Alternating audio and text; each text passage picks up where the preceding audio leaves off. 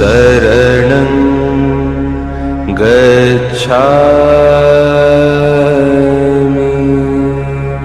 Buddham saranam gacchami.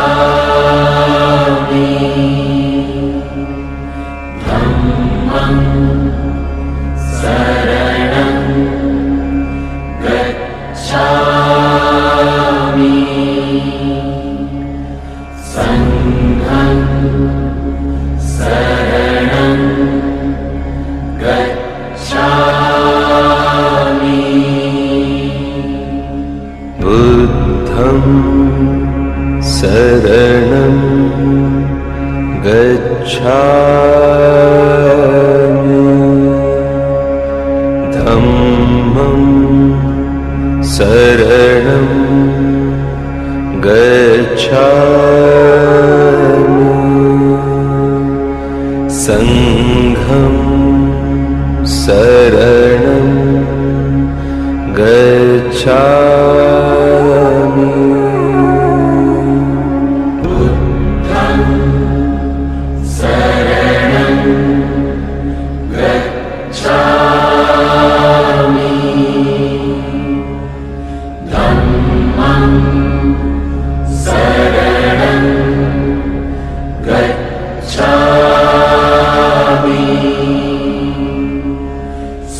Sangham saranam gacchami.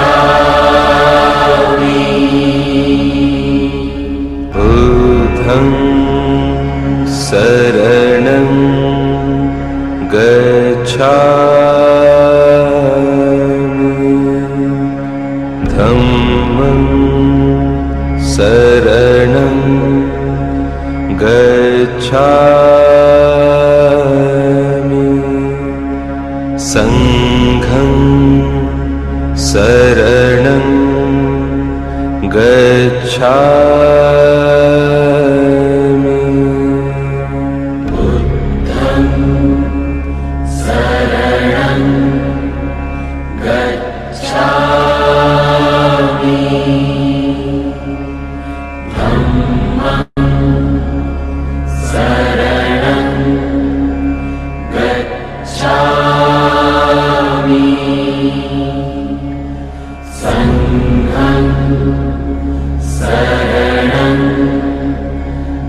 gacchami. Buddham saranam gacchami.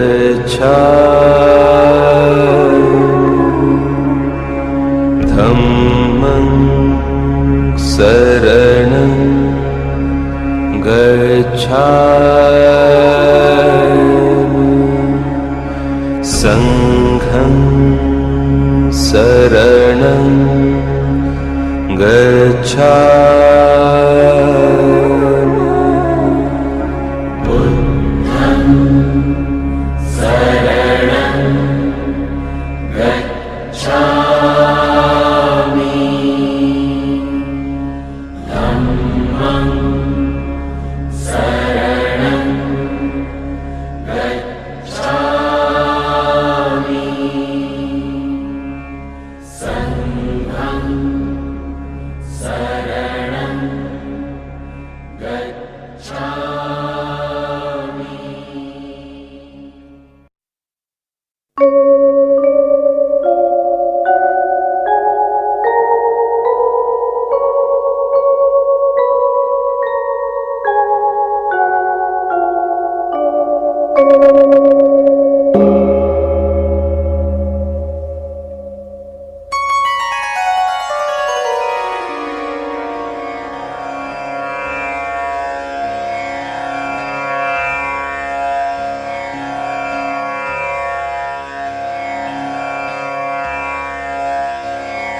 Buddham saranam gacchami.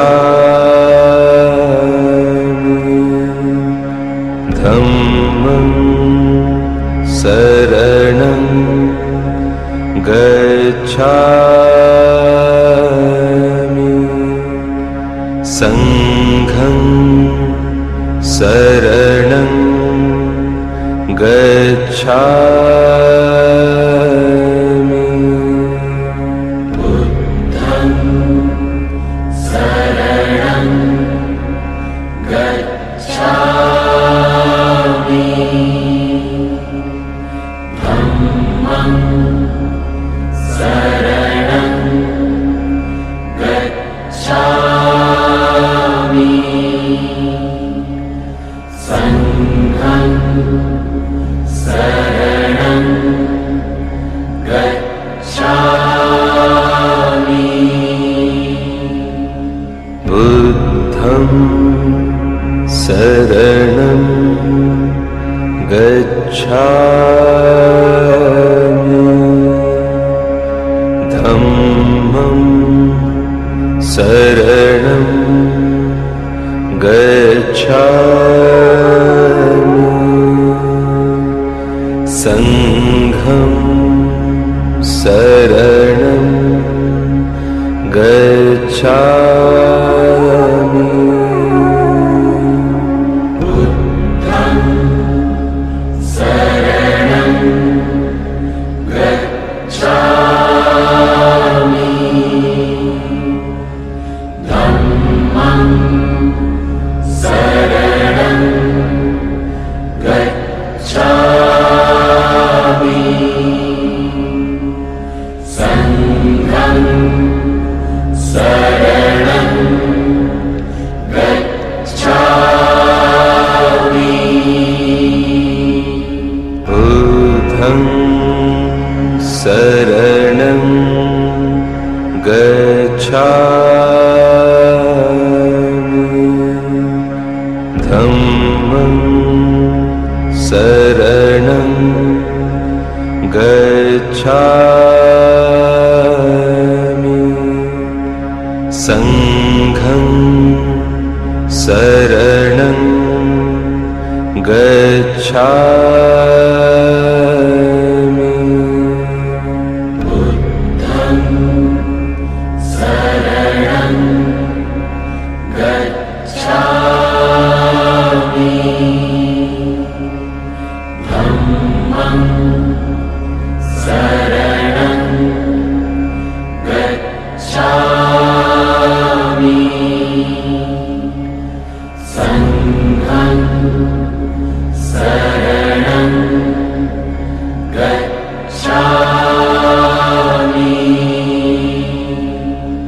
Buddham Saranam Gacchami. Dhammam Saranam Gacchami. Sangham Saranam Gacchami. Buddham Saranam Gacchami. Dhammam Saranam Gacchami. Sangham Saranam Gacchami.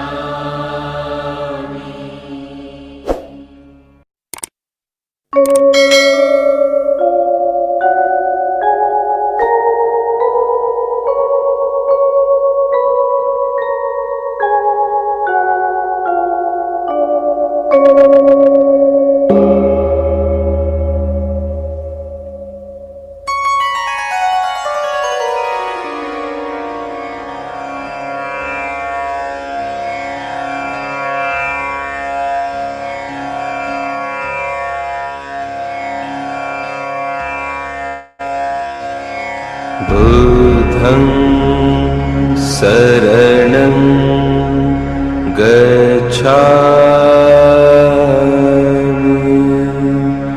Dhammam Saranam Gacchami. Sangham Saranam Gacchami. Buddham Saranam Gacchami. Dhammam Saranam Gacchami. Sangham Saranam Gacchami.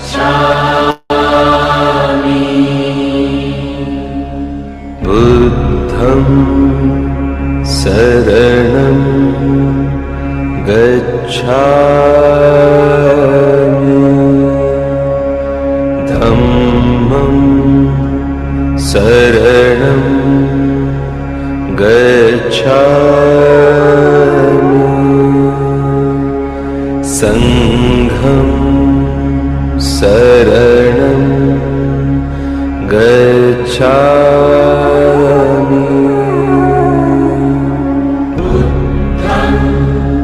Saranam Gacchami. Dhammam Saranam Gacchami. Sangham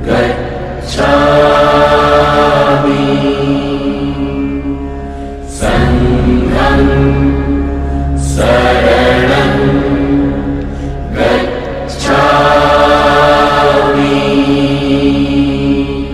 Buddham Saranam Gacchami.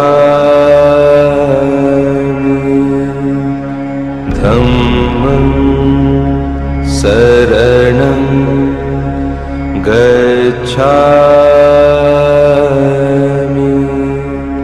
Sangham Saranam Gacchami.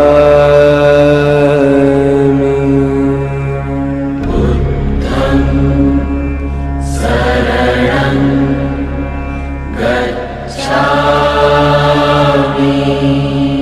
Gacchami. Dhammam Saranam Gacchami. Sangham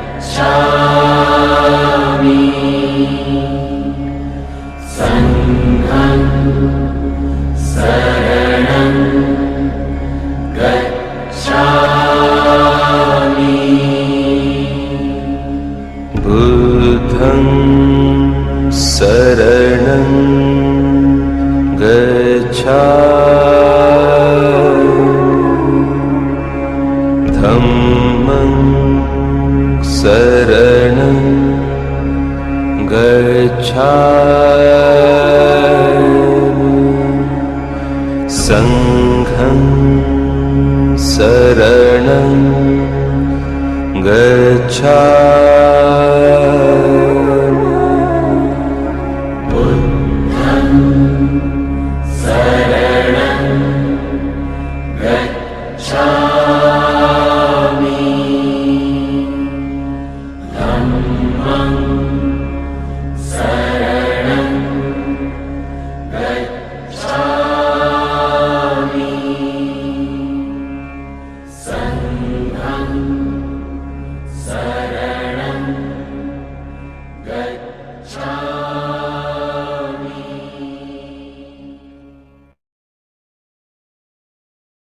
Respected Venerable Bhikkhus and Venerable Bhikkhunis, Upasakas and Upasikas, brothers and sisters in the Dhamma. The Dhamma program is about to begin, and may I have your attention and do turn on your camera. Namo Buddhaya, Namo Dhammaya, and Namo Sanghaya. Wherever you are, may you be well and happy. So, most Venerable Bhikkhu, Most Venerable Bhikkhu Sumitta Thero from Dhamma, USA, and also Most Venerable Bhikkhuni Santini Mahateri from Indonesia, and Most Venerable Liupa Vidita Dhamma from Vietnam, and also Venerable Bhikkhuni Vandana from India, and to our distinguished opening guest speaker, Professor Kailash Prasad from Maha Bodhi Society of India, the brothers and sisters in the Dhamma. Welcome to the Maha Bodhi of India, the Maha Bodhi Society of India, and also United Theravada Bhikkhuni Sangha International for this Dhamma program that we have tonight.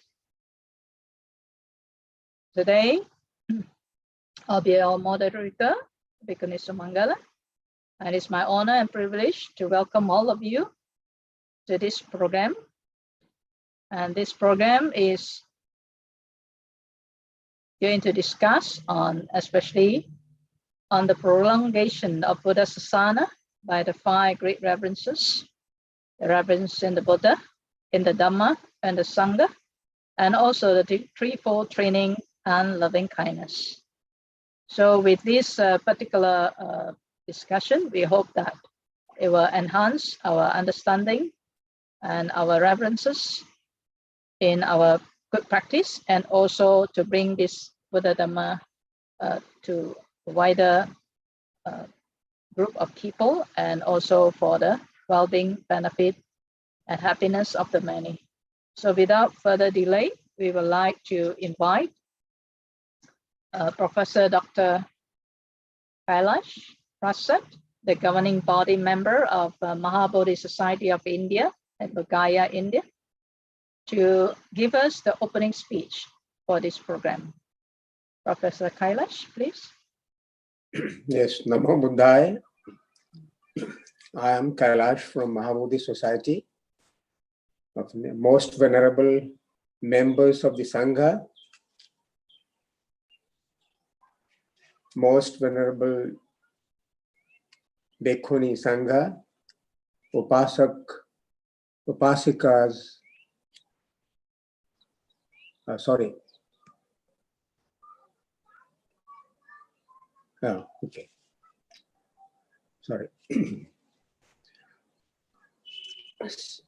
So most venerable members of the Sangha, Bhikkhuni Sangha, Upasak, Upasikas, and Dhamma friends. It is my good fortune that I have got opportunity to join this Dhamma program as an opening speaker. Maha Bodhi Society of India and United Theravada Bhikkhuni Sangha International are the organizers of this Dhamma program. Being a native of Bodh Gaya, I have been associated with the Dhamma activities of Maha Bodhi Society since my school days. This way, I have been working with the Maha Bodhi Society for more than 50 years. As you know, Maha Bodhi Society of India is a premier international Buddhist organization, and its first establishment was at Bodh Gaya. The Bodh Gaya Center has greatly contributed in making Buddhist environment at Bodh Gaya by helping many Buddhist institutions to come up. At present, there are more than 100 Buddhist monasteries at Bodh Gaya. This is a very good development. I want to mention one thing, that being at Bodh Gaya, I had witnessed the event of the first international Buddhist women's congregation at Bodh Gaya in 1989, a week-long program to discuss Bhikkhuni's role and importance in the propagation of the Dhamma. I can remember some leading Bhikkhunis name like Ayya Khema, Chatursuman Kabel Singh, that is Dhammananda, Kusuma Devendra from Sri Lanka, Karma Leksha, and some others. And also the Sakya Dita, the organization of Bhikkhunis, or the Daughters of the Buddha, was formed that time. Today, the Bhikkhuni organization, especially the United Theravada Bhikkhuni Sangha International, is more active, taking many programs and participating in Dhamma activities. They desire good support from the Bhikkhu Sangha as well as from the lay community. Maha Bodhi Society of India, under the guidance of Most Venerable Bhikkhu Sumitta Thero, is extending good moral support as well as on platform too. Everyone ought to pay reverence to the women and more particularly to the bhikkhunis. They have played and are playing very important role in the prolongation of the Buddha Sasana. The triple gem, Buddha, Dhamma, Sangha, the threefold training and loving kindness are the main basis for the promotion and prolongation of the Buddha Sasana. The organization of the Bhikkhunis have also been organizing Dhamma Talks program on every pious full moon days, which are also important for some special Buddhist events. I would also like to mention here that today, the 9th April of this year, is also a pious day in India and especially in Bihar state. The state government is supporting the program of the birth anniversary celebration of the ever greatest Dhamma king Ashoka. According to lunar calendar, Ashoka was born on 8th day of the Chaitra month, which falls today. I can't say that to what extent it would be a Dhamma program, but this much is certain that they would be discussing the contribution of Dhamma Soka to the world politics, religion, and law of piety. I wish the politicians and government people to understand it and act, if not accordingly, then even a little portion of the Dhamma policy of Ashoka. In today's Dhamma program, we will be listening to the Venerable Bhikkhunis on the very important aspect of practicing Metta also, that is loving kindness. This famous practice is advocated by all. Loving kindness is the combination of love and compassion. It really makes a man a human being, benevolent, free from all ill will, even for the enemies. Let it spread through the hearts and mind of all mankind and prevail peace on earth. Today, our learned speakers are Bhikkhuni Sumitta from Australia and Bhikkhuni Vandana from Nagpur, India. I feel pleasure in praising the very nice team of Bhikkhuni scholars who are the pillars of the such Dhamma program. Some of them I remember: Bhikkhuni Santhini, Venerable Bhikkhuni Tathaloka, Venerable Bhikkhuni Dhammananda from Thailand, Venerable Bhikkhuni Sumangala, Venerable Bhikkhuni Bodhi Chitta, Australia, and Venerable Bhikkhuni Levpop. Levpop has participated in some of the conference programs of Maha Bodhi Society at Buddha also. They all are really doing commendable great works. The Maha Bodhi Society is supporter and co-organizer. Our General Secretary, Most Venerable Bhikkhu Sumitta Thero, is very much interested in such Dhamma activities. This week, he, with some bhikkhus, is on Dhamma Yatra for world peace, and he is very much engaged in this activity. United Theravada Bhikkhuni Sangha International is very successfully carrying the Dhamma program. I came to know that this month, again, a 3-day Dhamma program will be organized on 13th, 14th, and 15th. May their meritorious work be recognized by all Dhamma-loving people. May they get success in their mission. I really feel blessed to be a part of this Dhamma program. I am so grateful to you all, esteemed members of the United Theravada Bhikkhuni Sangha International. On behalf of the Maha Bodhi Society of India and Most Venerable Bhikkhu Sumitta Thero, I wish you all success and favor of the triple gem, the Buddha, Dhamma, and the Sangha. Namo Tri Ratnaya. Namo. Thank you. Thank you so much, Professor Dr. Kailash Prasad, for representing the Maha Bodhi Society of India to give us this opening speech and also to give us a perspective there of the organizing committee of this program. And we hope that with this combination, there will be a greater and greater Dhamma program that we can bring forth for the well-being of the many. Now we shall also invite Venerable Bhikkhuni Santini Mahatheri, the UTBSI Dhamma Program Chief Coordinator from Vihara Kusalani, Indonesia, to give us a speech and opening salutation. Venerable, please. Namo Buddhaya. On behalf of UTBSI, I would to thank Most Venerable Bhante P. Siwali Mahathero for a big support for this Dhamma program. Thank to Most Venerable Bhante Sumitta and Venerable Bhikkhuni Vandana for sharing Dhamma knowledge with us. I'm sure we can enrich our wisdom needed for our own good and happiness.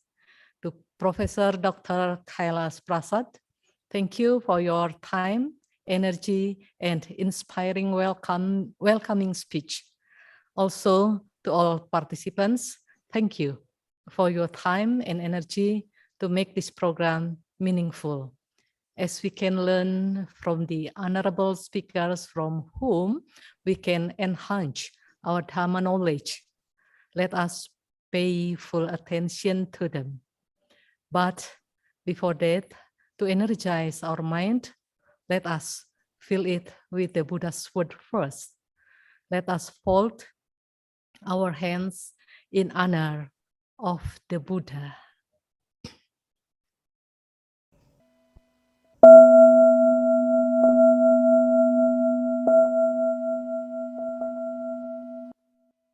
Arambadha Nikamatha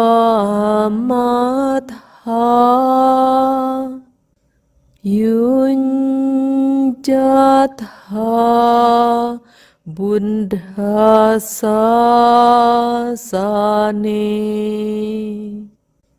Punathama Juno Senang Nalagarang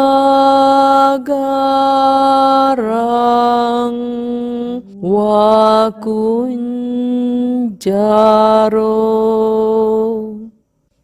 Yo imasming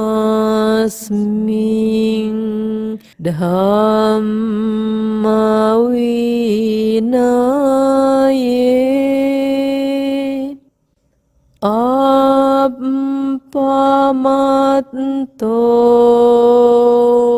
Vihasati Pahaya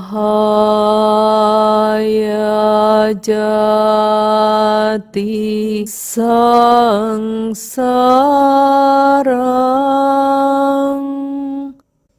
Dukkha Santang Karisatiti. Rouse yourselves, try harder, devote yourselves to the teachings of the Buddha. Crush the army of death as an elephant a heart of reeds.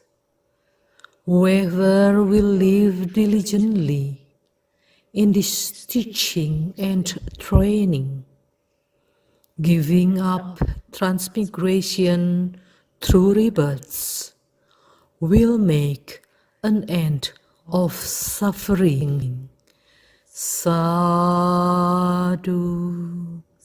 sadhu, sadhu. Sadhu. Thank you. Thank you very much, Venerable Bhikkhuni Santini Mahateri, for that very good starter for all of us to pay attention to this Dhamma program. And today we are very fortunate. We have two Dhamma speakers. And the first Dhamma speakers is from USA. Let me introduce our first Dhamma speakers. The slide for the introduction for Venerable Bhikkhu Sumitta Thero.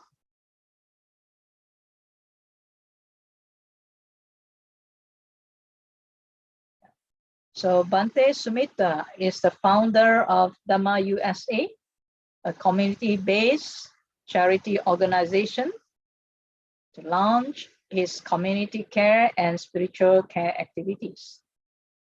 Bhante is actively engaged in social welfare and spiritual care activities in California and other states by conducting Dhamma Talks, Sutta discussions, meditations, Pali language classes, apart from helping many underprivileged families and children in Sri Lanka.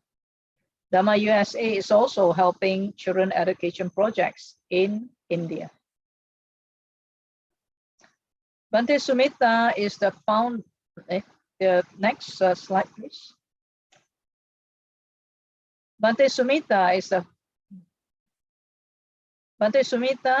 PhD research topic at the University of the West is about philosophy of Arhanta ideal as depicted in Maha Nidesa. At his school, University of the West, Bhante Sumitta started a U.S. Pali Society to promote Pali studies and Buddhist art and culture.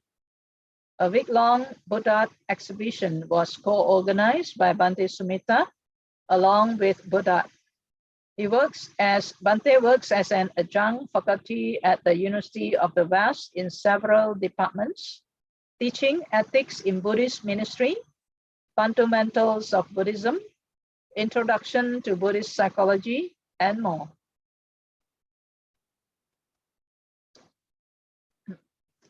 Bhante works also as a prison care volunteer for Engaged Buddhist Alliance in Southern California, apart from teaching at Homeboys Industry in Los Angeles from time to time. Bhante also works with many Buddhist temples in Los Angeles with his Dhamma sharing and meditation classes to help the community. Bhante also is a frequent visitor to Chicago Buddhist Vihara, Long Island Meditation Center in New York, and Empty Cloud Monastery in New Jersey to conduct Dhamma talks and practice meditation. Prior to arriving at the United States, Bhante has been working at the Bhikshu University of Sri Lanka as a senior lecturer in English. Bhante has completed 2 bachelor degrees and 3 master degrees prior to pursuing his doctoral degree at the University of the West. So let's put our thumbs together. Tonight, we are very fortunate to have Bhante with us to share with us how we can prolong the Buddha Sasana in the 5 reverences. Bhante, the floor is yours. Unmute, Bhante.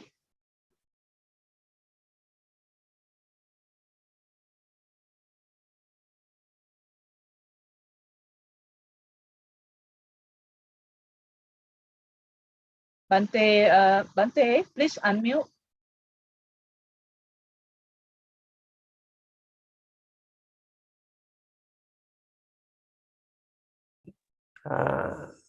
Yeah. I need to unmute this one. Yes, now you're unmute, Bhante. We can hear you.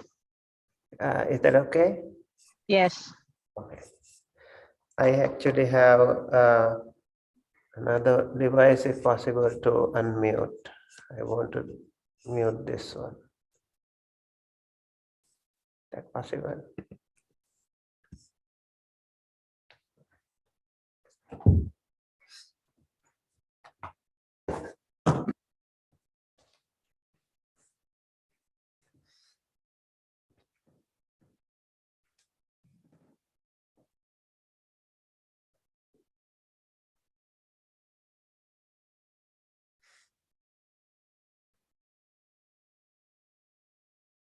Hello everyone, welcome to this wonderful Dhamma sharing event at this auspicious international Buddhist conference.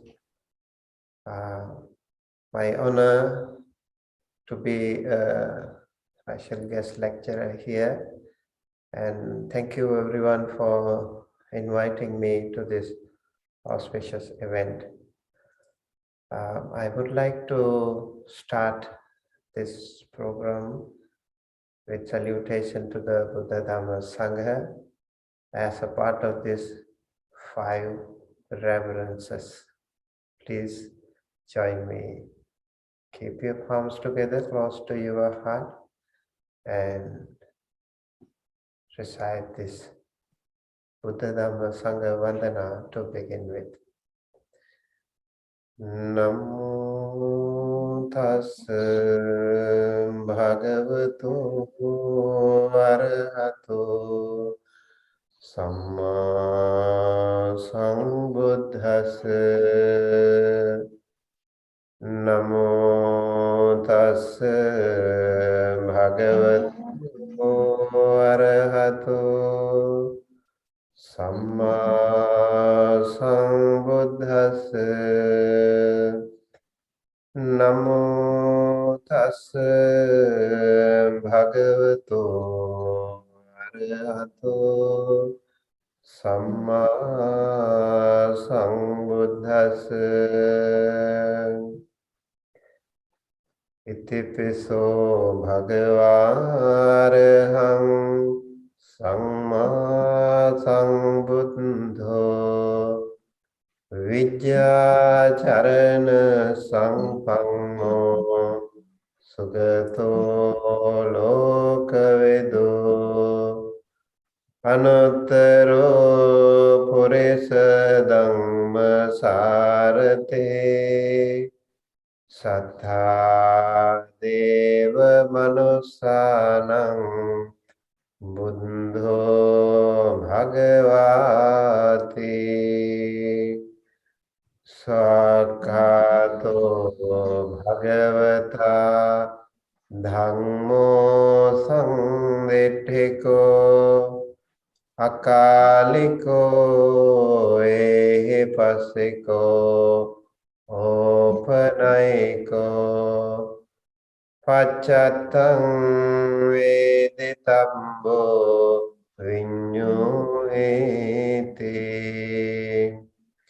Supatipanno Bhagavato Savaka Sangho Ujjupatipanno Bhagavato Savaka Sangho Nyaya Patipanno Bhagavato Savaka Sangho Samiche Patipanno Bhagavato Savaka Sangho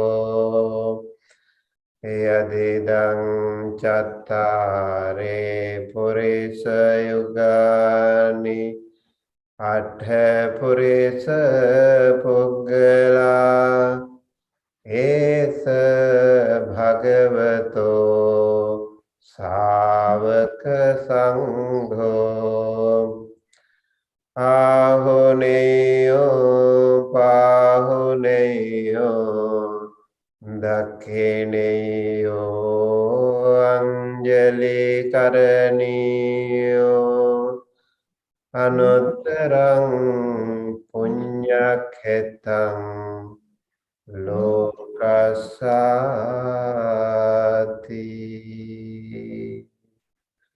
Sadhu, sadhu, sadhu. My utmost respect to the perfectly enlightened Samma Sambuddha, the noble doctrine of the Buddha, and the noble Mahasangha, the disciples of the Buddha. Hello, Dhamma friends. Today the topic is about the fivefold reverences. And the fivefold reverences include the Buddha, Dhamma, Sangha, and then Sila, Samadhi, Panya, and the loving kindness. It's an interesting topic here indeed, although it is a little bit too lengthy as well. Even one part of this topic would be difficult to cover up in this restricted time, but we will try at least a little bit. When we say the Buddha, Dhamma, Sangha, it's really the most important coverage that we have. Buddha, Dhamma, Sangha, the Buddha himself is the founder of this wonderful doctrine. The Buddha's amazing sacrifice to benefit the world is something that we always have to hold on to our heart very preciously. Buddha's arrival into this world is of great benefit to both men and the other devas and brahmas and all other sentient beings. It is said, Dulabho Buddhupado, rare is the arrival of the Buddha. And Dulabho Sadham Savanam, rare is the opportunity to listen to the Dhamma. So in this Maha Bhadda Kappa, this great eon, we have the opportunity, we have the privilege to listen to see 5 Buddhas. And we have already witnessed 4 Buddhas. There will be another one coming in this Mahabhadda Kappa, that is the Metta Buddha. So Buddha Gautama's time, we are all living in, and already 2,500 years, many millions and millions of people have already been benefited. They have been able to see the Dhamma. Without the Buddha's help, we won't be able to see the Dhamma. We won't be able to get rid of this samsara. Buddha is, one of his teachings said, there are 3 massive structures in the world. One is Pathavi, the great earth. The other is Mahameru, the great Meru mountain. And the other one is Mahasagara, the great ocean. The 11 mile deep fathom great ocean. The amount of the volume of the water is immeasurable. So much water there. And the great earth itself is so huge, massive. These 3 massive structures will be the most powerful and the bulkiest things, objects in the world. And even these things will one day or the other come to oblivion. They will be disappearing without leaving any trace whatsoever. Nothing will be left behind. Yet, it will take so much of time, maybe thousands and thousands of years, but then we won't see that massive structure of the ocean. It will be gone forever. Yet, our ignorance, our avidya will still be there with us. And this avidya, this ignorance, will still lead us back to the samsara. And there will be no mercy. No matter how much we suffer in this samsara, this avijja, this ignorance, will still enjoy a suffering in the samsara. So we have to be really careful. What can we do? We have nothing else to do but to strive ourselves, make a great attempt ourselves to come out of this samsara. So the Buddhas are the only great teachers who can show us the path. And we are so overwhelmed in the darkness of ignorance, and we don't know what we do. Every birth, every disease, every sickness, every association of unpleasant ones, every dissociation from pleasant ones, and everything that we have in this life, including death. Circle and birth after birth, we will be suffering in this samsara. So the Buddha has come to this world from time to time to show us this path and to show that this samsara is so miserable, so difficult. If you don't come out of this ignorance, if you don't come out of this craving, it will be difficult for us to get rid of this fetters, these bondages that we are attached to this samsara. So it's very important to see this message, and only through ourselves we can do that. Not only by praying to the Buddha, Dhamma, Sangha, it can happen, but also by striving ourselves, giving so much practice, adhitthana and virya. Adhitthana is so much a sheer determination. It's a paramita, it's a perfection itself. And then virya, the great effort, that itself is a paramita. We need to practice.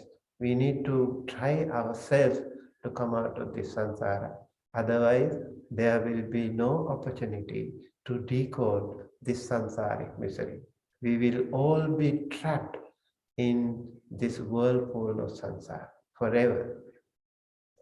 So the Buddha's mission to this world is to show us this powerful ignorance and the craving. We have to get rid of this, and then only we can solve the mystery of samsara. Therefore, the Buddha's mission is so important, and Buddha's appearance is so important, and we have to think of it seriously. We ourselves have to get rid of this. And luckily, fortunately, we all have that privilege right in front of us today. We have the Dhamma today. We are in the great era of the Gautama Buddha Sasana. Already halfway done, but we still have time. We need to make some effort to come out of this samsara. So that is why we have to think of the noble triple gem, the three refuges of the Buddha, Dhamma, Sangha. By practicing this, we have to also make an effort to follow the path and get rid of this samsara. Therefore, the noble triple gem, the Buddha, Dhamma, Sangha, are of immense value that we need to pay attention to today. I would like to share the meaning of these three stanzas that we recited at the beginning of this Dhamma Desana. Itipiso Bhagava Arahang Samma Sambuddho Vijja Charana Sampanno Sugato Lokavidu Anuttaro Purisa Dhamma Sarathi Sattha Deva Manusanam Buddho Bhagavati.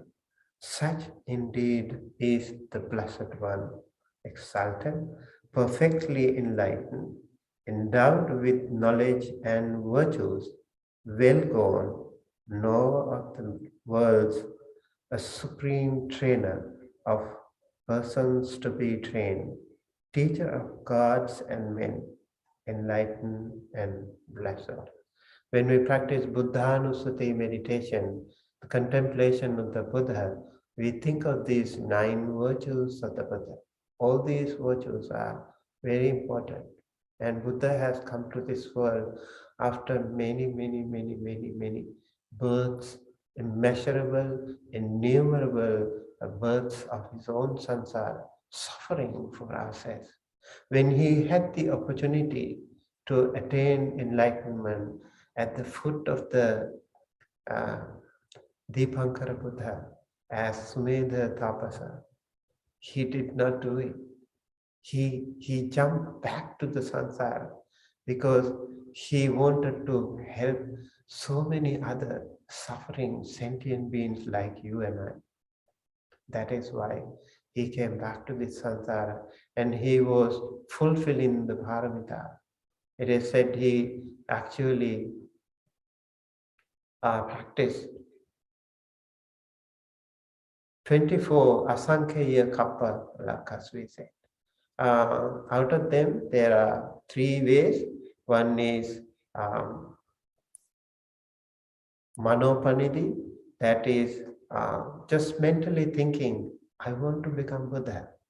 When you see the Buddha, you and I must have seen so many Buddhas already. We have offered the dana, maybe practiced sila, but we have not practiced enough, developed enough our panya, our system, to come closer to the Dhamma. We are still in the samsara. So we have seen many Buddhas too. And that is also why wherever we are born today, we still feel connected to the Buddha Dhamma Sangha.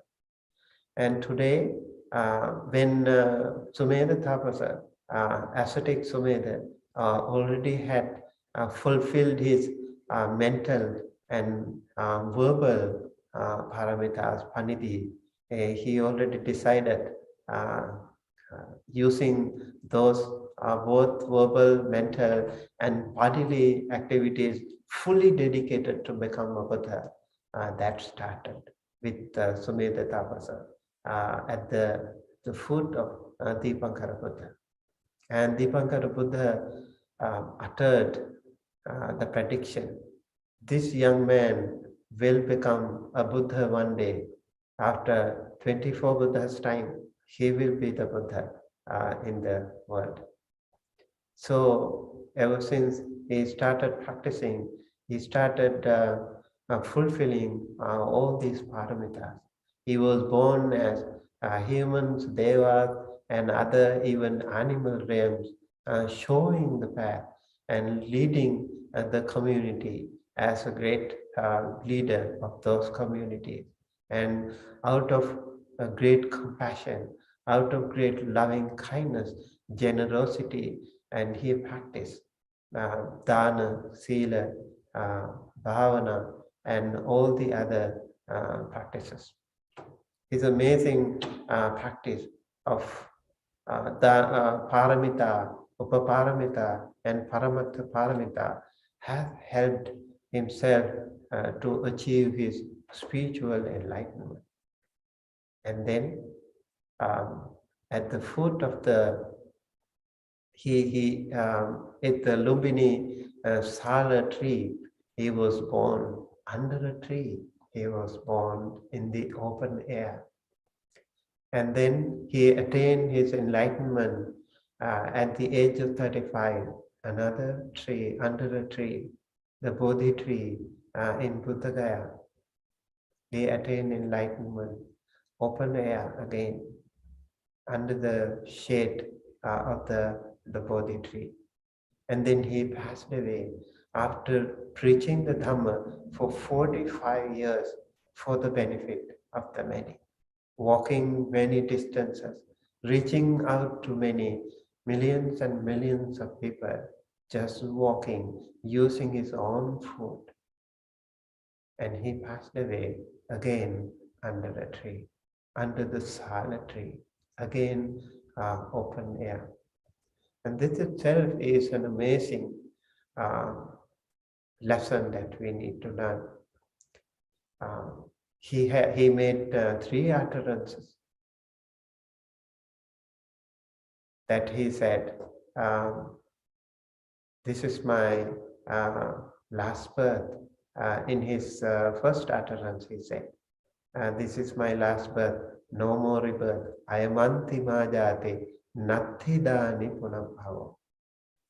And then in the second utterance, after enlightenment, he also made another utterance, Aneka jati samsaram, sandha visang anipisang, gahakarakam gave santo, dukkha jati punapuna, gahakaraka dithosi, punagehang naka hasi, sabbate phasuka bhagga, gahaputang visankitang. Visankhara gatang chittang tanhanang khayamanchada. I have been searching for the creator of this world many, many, many hundreds and thousands and millions of births after births. This creator of the world was playing hide and seek game with me. Today, I have found him finally. And no more creator of the world for me, for him.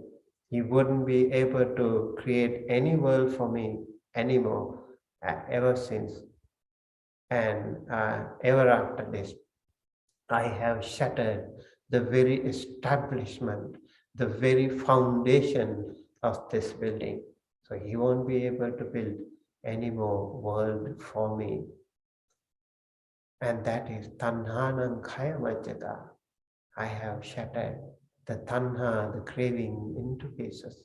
I have resolved the mystery of samsara. I have completely eradicated, eliminated this craving, this attachment, this tanha, and this ignorance. No more birth for me again. So the Buddha's second utterance is his joy and fulfillment of his spiritual goal. After fulfilling all the paramita, after undergoing so much pain and sacrifice, he had to fight with the Maras, 10 Maras, and so many other defilements he was fighting. And finally, when the 10 Maras came, he had only the Mother Earth as the witness. He touched the Mother Earth and did an asseveration with the power of all my paramitas.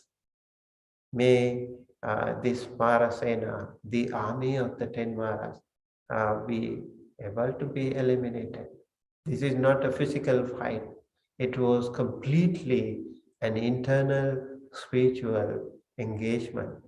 All the tanha and arati and all the Mara senas would be Kama, Te, Patama, Sena, etc. The 10 Mara senas were there that he was fighting fiercely inside. Deep inside the jungle, alone, lonely, alone by himself, when all the other, the Devas, Brahmas, all ran away, that they couldn't help him. He himself had to survive. So he did it. And then all the Devas came back when he was victorious, when he conquered all of them, and he did his utterance under the Bodhi tree. All the Devas and Brahmas came back. And then he preached the Dhammacakkappavattana Sutta in Mulagandha Kuti, or what you call Sarnath today. That was the first Dhamma Desana. And then he started his the noble Maha Sangha, the disciples of the Buddha, and he advised them. He advised them to go forward. Manivatha abhikama, he said, go forward without stopping. He also asked the monks to Charata bhikkhave charikang bahujana hitaya bahujana sukhaya athaya hitaya deva manusanam ma ekena dve agamita. Monks, go forward, travel around and teach this Dhamma, preach this Dhamma, enlighten the innocent sentient beings, both men and both humans and divine beings. And you need to walk, you need to find, you need to see them, meet them, and teach the Dhamma. And ever since, all the great Mahasangha members have been working on their mission, even today. For the last 2,500 years, millions and millions of Mahasangha members all over the world, whether they are Theravada Mahayana, whether they are bhikkhus and bhikkhunis, every part of the country, they have been working on that in the past, in the present, and even in the future. As long as this Buddha Sasana survives, those great Mahasangha disciples, this great noble Mahasangha members will dedicate their life and energy for the benefit of those innocent sentient beings. So we have to pay respect to the Buddha, and we have to pay respect to the Dhamma, and we have to pay respect to the Sangha as well. Before talking about the qualities of the Dhamma and the Sangha, I would like to also remind you the final utterance of the Buddha. Under the solitary of Kusinara, Buddha said, Handa dani bhikkhavo avo vayadhamma sankhara appamadena sampadeta. In Diganikaya Mahaparinibbana Sutta, it is said the Buddha was in his last few moments, and many monks, many nuns, bhikkhus, bhikkhunis, and many other devotees, upasaka, upasika, they were so worried for the irreparable loss of the Buddha, their great master, the founder of this noble doctrine, and he passed away. So all the other people were crying, all the monks, all the nuns, they were crying, except the great arahants who would not cry because they have already eradicated that part of the human experience. So the monks and nuns were crying, and Venerable Ananda also thought that the Buddha passed away already. And he asked Venerable Anuruddha, the one who was foremost among the divine eyes. Venerable Ananda asked him, Bhante, had the Buddha passed away already? Venerable Anuruddha said, Venerable Ananda, not yet. The Blessed One is still meditating. He is meditating. He is practicing his jhanas and his samapattis.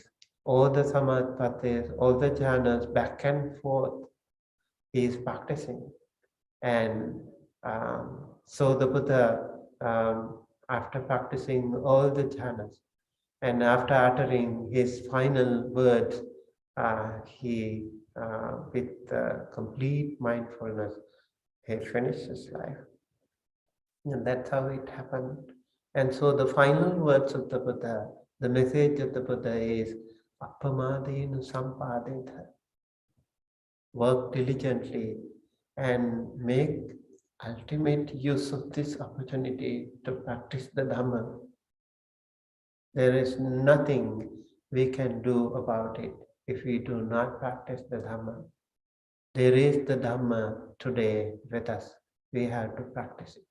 And we have to make ourselves an effort, determination that will make us closer to the Nibbana. So realizing the Four Noble Truths, practicing the Noble Eightfold Path, we have to practice. We have to achieve that Dhamma. Practicing Dana Sila Bhavana will be very important. But practicing the Bhavana is the most important thing. And it is through this spiritual practice that we can go closer to the Dhamma. Learning the Dhamma, in this case, we need to remember certain things. One is Kalyana Mitta, that is association of the wonderful spiritual friends who can lead us, who can guide us towards the Nibbana. It's very, very important. And only when you make some effort, all those Kalyana Mitta friends will come to you. Remember that. If you do not make some effort, those Kalyana Mittas will not come to you. And if you find a Kalyana Mitta who can help you, guide you, never give him or her up. They will be anywhere still, and they will help you. Even those devas will help you, will guide you to find them when you practice. That is the most beautiful thing about practice. So keep practicing and keep finding the Dhamma, searching for the Dhamma, make some effort, make some determination, go forward without stop. And that way, you and I will all be able to practice the Dhamma. So work diligently to achieve this spiritual enlightenment, our spiritual goal as all Buddhists, to get out of this samsara. So the first thing is Kalyana Mitta. And then Saddhamma Savana. We need to listen to the Dhamma. We need to keep listening to the Dhamma of all those wonderful teachers of the Dhamma. There are so many wonderful, wonderful teachers who show us the path, so who teach us the Dhamma. So we should be skillful in finding the right teachers and practice the Dhamma, listen to Dhamma, and enhance our own practice and our own Dhamma knowledge that will help us find the right view. Remember, in the Noble Eightfold Path, the first factor is right view, Samadhi. Samadhi is like the navigation of the car. When you get into the car, when you go to the destination, you enter your address navigation, and the navigation will find you the shortest way, the fastest way to reach the destination. And if you don't have the navigation, you will have so many exits, so many entries of this massive labyrinth of freeways, highways, with so many exits and so many entrances. We don't know where to exit, we don't know where to enter. So we'll keep going around and round and round like in the samsara. So we need to find that navigation, that is the Samadhi. Samadhi is the key, right view is the key. If our view is wrong, our entire journey can be wrong. We need to really find this right view by the help of the Kalyana Mitta friends and by the help of listening to the Dhamma and practicing the Dhamma. Dhammanudhamma Patipatti is the other practice that we need to know. And reading the Dhamma books can also be very helpful. Today, the entire Tipitaka, the Atthakatha, Stika, Tippanis, everything is available for us. With this technology, ultra-modern world, scientific advances, we still have so many ways to learn the Dhamma and teach the Dhamma, share the Dhamma, just like this. So we have to learn the Dhamma. We also have to enhance our own Dhamma practice. Find the spiritual Kalyana Mitta friends and then practice ourselves. And once we do it, we can be closer to the Nibbana. Unless we do that, only if we keep praying and doing all the rituals will not be enough. Many of us, we do that. We practice dana, very good. We go to the temple, it's really good. But it is like just going to the gate of the spiritual path. We go there and we see that beautifully laid down path, beautifully decorated. And then at the gate, we all bow down, sadhu, sadhu, sadhu. We don't make any effort to keep one step ahead. Then we will come back to the samsara. No way out. So we need to practice only. By practicing only, we can go forward. The Buddha said the Dhamma has been preached by the Buddha. So he cannot drag us, he cannot pull us along this path. He has shown many millions of people and the Devas and Brahman to find liberation. But he can drag us. We ourselves have to work around this path. That is why in the Dhamma Vandana we said, Swakato Bhagavata Dhammo Sanditthiko Akaliko Egipassiko Opanaiko Pachattam Vedithabbo Vinyo Hiti. That is, well expounded is the Dhamma by the Blessed One, visible here and now, and delayed, not delayed in time, inviting one to come and see onward, leading to Nibbana, to be attained by the wise, each for himself or herself. So this Dhamma is so wonderful, and we have the opportunity to see the Dhamma today, to read the Dhamma today, to learn the Dhamma today, to share the Dhamma today. There will be some eons where you don't get an opportunity to even listen to the word Dhamma. The single word Dhamma will not be there. Even today we see many people do not have that privilege to listen to the Dhamma, to learn the Dhamma. We are so lucky. We are so privileged today. And we have the opportunity to learn the Dhamma, to practice the Dhamma. So thinking this, we need to practice. And then the great Maha Sangha members, all the bhikkhus, all the bhikkhunis around the world, in the past, in the present, and in the future, their dedication. When we become monks, we said, the bhikkhu is called sansare bhayang ikkhati iti bhikkhu. They are scared of this sansara. If you are not scared of this sansara, you cannot be a bhikkhu or bhikkhuni. Sansare bhayang ikkhati iti. You need to see that fear in the samsara. And chinna bhinna patadharoti bhikkhu, they just wear just ragged clothes, just simple, very humble. And you see the monks and nuns, how simple and how compassionate, how wonderful they are. They have come out of their own mundane lifestyle. They have renounced many of their personal happiness for the benefit of the many too. So we need to have so much great respect to the Maha Sangha member for protecting the Dhamma. Now the Buddha has passed away. The Dhamma is there, but without the Maha Sangha, we wouldn't be able to see any of these things. We should be really grateful to all the Maha Sangha members, whosoever, wherever they are. So protecting them, preserving them, and helping them practice, and also constantly be in association with the Maha Sangha member to learn the Dhamma from them and practice ourselves will be the key to success, to achieve our own spiritual goal.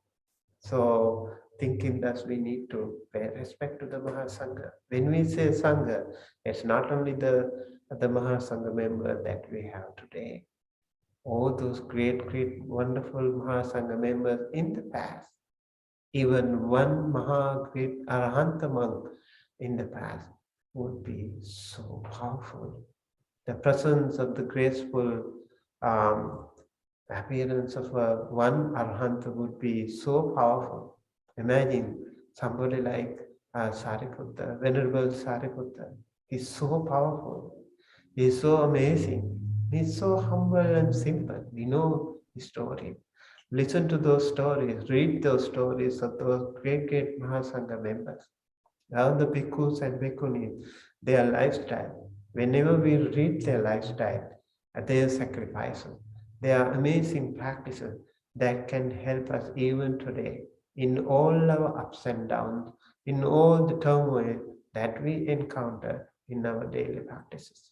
That will be really helpful. Think of those great Mahasangha members, Venerable Sariputta, Venerable Moggallana, Venerable Sivali, Venerable Rahula, Venerable Upali, Venerable Mahakassapa, Venerable Anuruddha, and so many other wonderful Maha Arhanta monks and nuns. Venerable Mahapajapati Gautami, Venerable Yasodhara. You see them, how wonderful they were, and they were able to help so many other sentient beings. Sammasambuddha in the world is the only one who can self-enlighten and also help many others.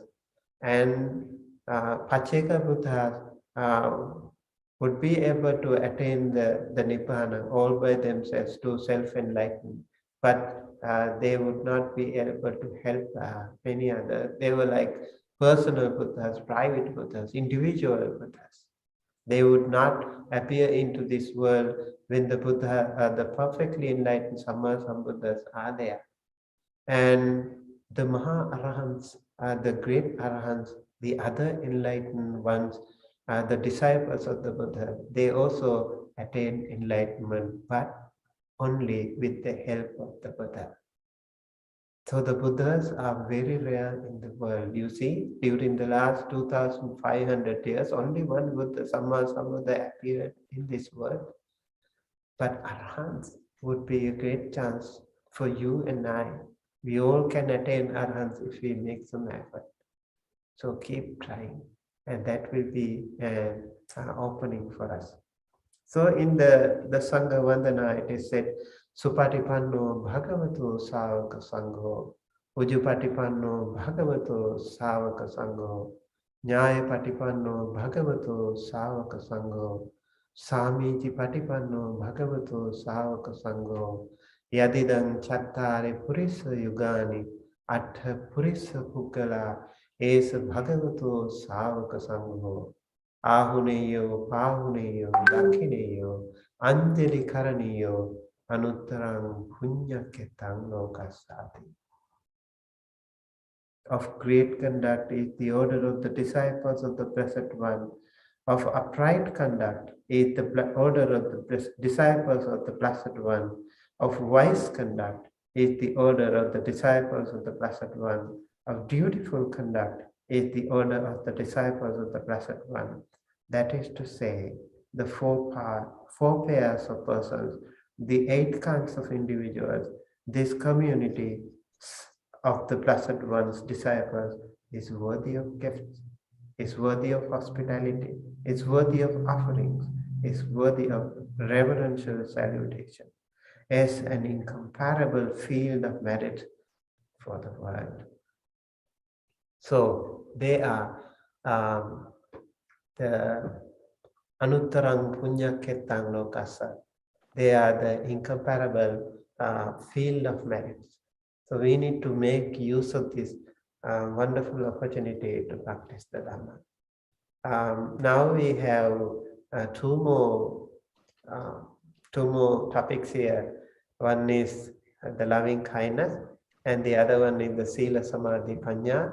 And I would like to get back to this topic if we have time. I would like to conclude for now. Maybe I would like to come back if there is time enough, maybe giving an opportunity to Bhikkhuni Vandana to continue his sermon. Thank you so much. May you all be well, happy, healthy, safe, wherever you are. May the noble triple gem bless you, help you, protect you, and guide you towards the the Nibbana. May all of us and all sentient beings, including Devas, Brahma, be able to attain the supreme bliss of Nibbana, the absolute peace and happiness at the end of this samsara. Sadhu, sadhu, sadhu. Sadhu, sadhu, sadhu, Bhante. Thank you so much for highlighting to us all the good qualities of the Buddha, Dhamma, and Sangha that will bring a lot of inspiration and good practice in order for the prolongation of the Buddha Sasana. And we hope Bhante continue after this to also share with us if there's any question about further question about this. And next, we would like to also invite Venerable Bhikkhuni Vandana. And today we have a very interesting combination, yeah. And for the different generation to look at these aspects of prolongation of Buddha Sasana through the 5 reverences. So let me now introduce Venerable Bhikkhuni Vandana. Venerable Bhikkhuni Vandana lives in Nagpur, Maharashtra, India. And Venerable is a student of BA in Arts, Pali, and going to graduate this year. And since childhood, she's in the ropes when she was 7, as she became a samaneri in 2005. After 16 years as a samaneri, finally she took her higher ordination as Bhikkhuni in 2018. Bhikkhu Upajjhaya preceptor is Venerable Bhikkhu Nagarjuna Surai Sasai, and a Bhikkhuni Upajjhaya preceptor is Bhikkhuni Supriya. Next slide. Next slide, please.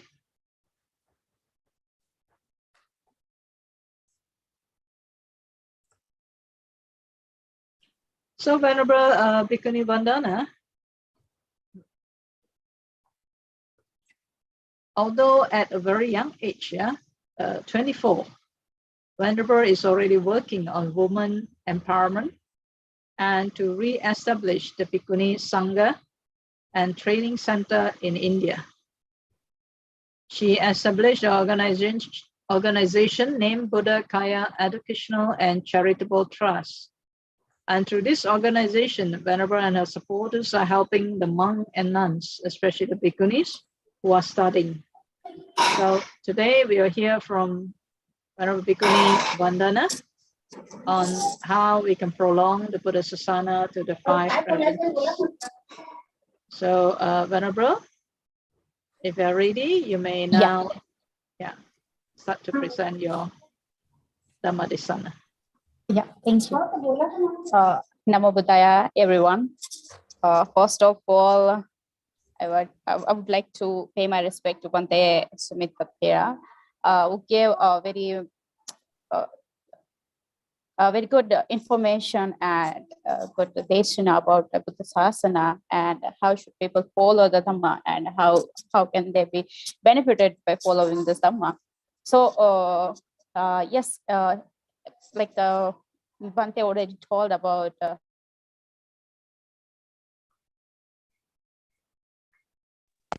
follow the Dhamma and how we can benefit it from following the Dhamma. So I would like to have another topic, like we said, Buddha Sasana. So today's topic is prolongation of Buddha Sasana by the 5 great reverends, Buddha, Dhamma, Sangha, threefold training, and loving kindness. So today I want to talk about Sangha. So like everyone knows, like Buddha told that is for Dhamma, for Sangha, that is 4 pillars: Bhikkhu, Bhikkhuni, Upasak, and Upasikas. So we knows that we can see monks, bhikkhus everywhere, but we don't see that much bhikkhunis in country, like in India, not in India. Yes, there is in Sri Lanka now that bhikkhunis are increasing day by day. So I would like to share the story of revival of Bhikkhuni Sangha in India and also from in Sri Lanka. I think not much people know about revival of Bhikkhuni Sangha in India. So I wanted to share this story, this information, because most of Indian Bhikkhunis are not that much educated, so they are not capable to communicate with the other people in English language or on international platform. So today I wanted to share the stories like Bhikkhuni, about Bhikkhuni Sangha from India. So like we know, after Sanghamitra, 1200 years, Bhikkhuni Sangha were lost it. So in India, there's no monk or no nun in 90s. So like everyone knows about Dr. B.R. Ambedkar. When he embraced the Buddhist Buddha Dhamma, and he accepted Buddhism in 14th of October 1956. So after that, so many people come to know about the Buddhism. And after that, when Dr. B.R. Ambedkar accepted Buddhism in 14th October 1956, he invited some bhikkhus from Sri Lanka. And after that, Dr. B.R. Ambedkar embraced Buddhism with approximately 6 lakhs of his followers, mainly of scheduled caste people, on Ashoka Vijayadashmi on 14th October 1956 and Diksha Bhumi, Nagpur, Maharashtra. So most of the people got inspired by Dr. B.R. Ambedkar, and they wanted to know about more of the Dhamma. So they started to accepting the Buddhism, but like everyone knows that India is a male-dominated country. So like women don't have any rights here. They can't give their suggestions, they can't speak, or they can't give their opinion, or they can't give their suggestions like that. So many instructions and so many restrictions are here for women still.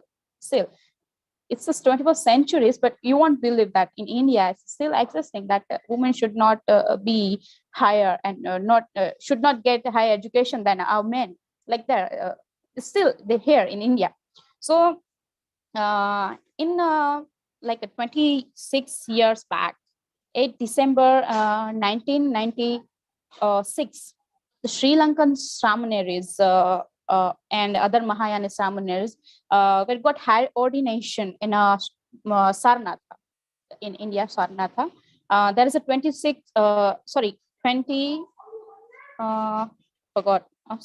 26, yes, 26 Samaneris were there who got higher ordination with other Mahayana Bhikkhunis. So, and this ceremony held by South Korean Mahayana Sangha. And about this ceremony, the Indian nuns doesn't know that this ceremony is going on in Saranatha. So they didn't got chance to get higher ordination. In India, after the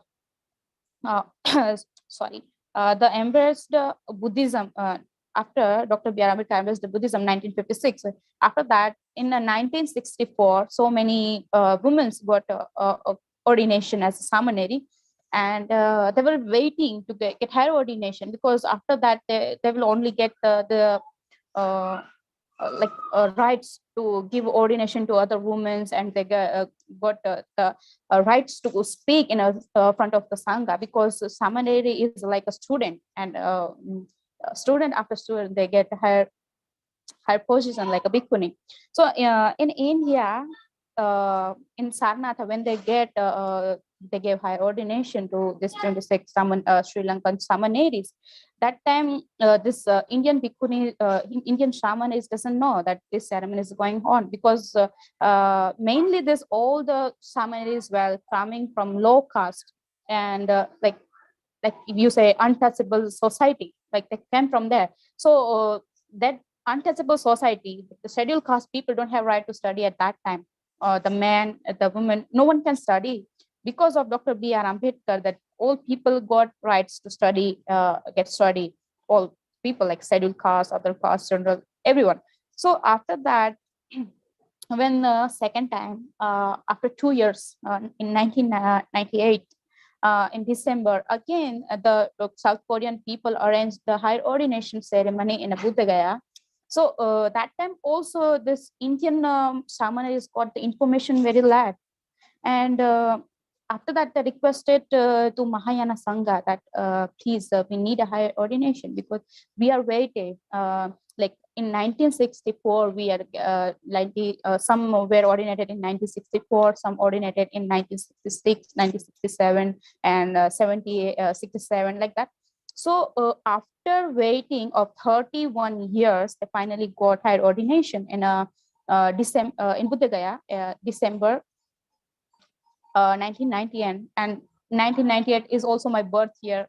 So I feel proud that yes, that the Bhikkhuni revival in India happened on 1998 on my birth year. So I feel I have some kind of relation with that. Yeah, and because these Bhikkhunis were coming from low caste and they were not that much educated, so they didn't record this historical movement.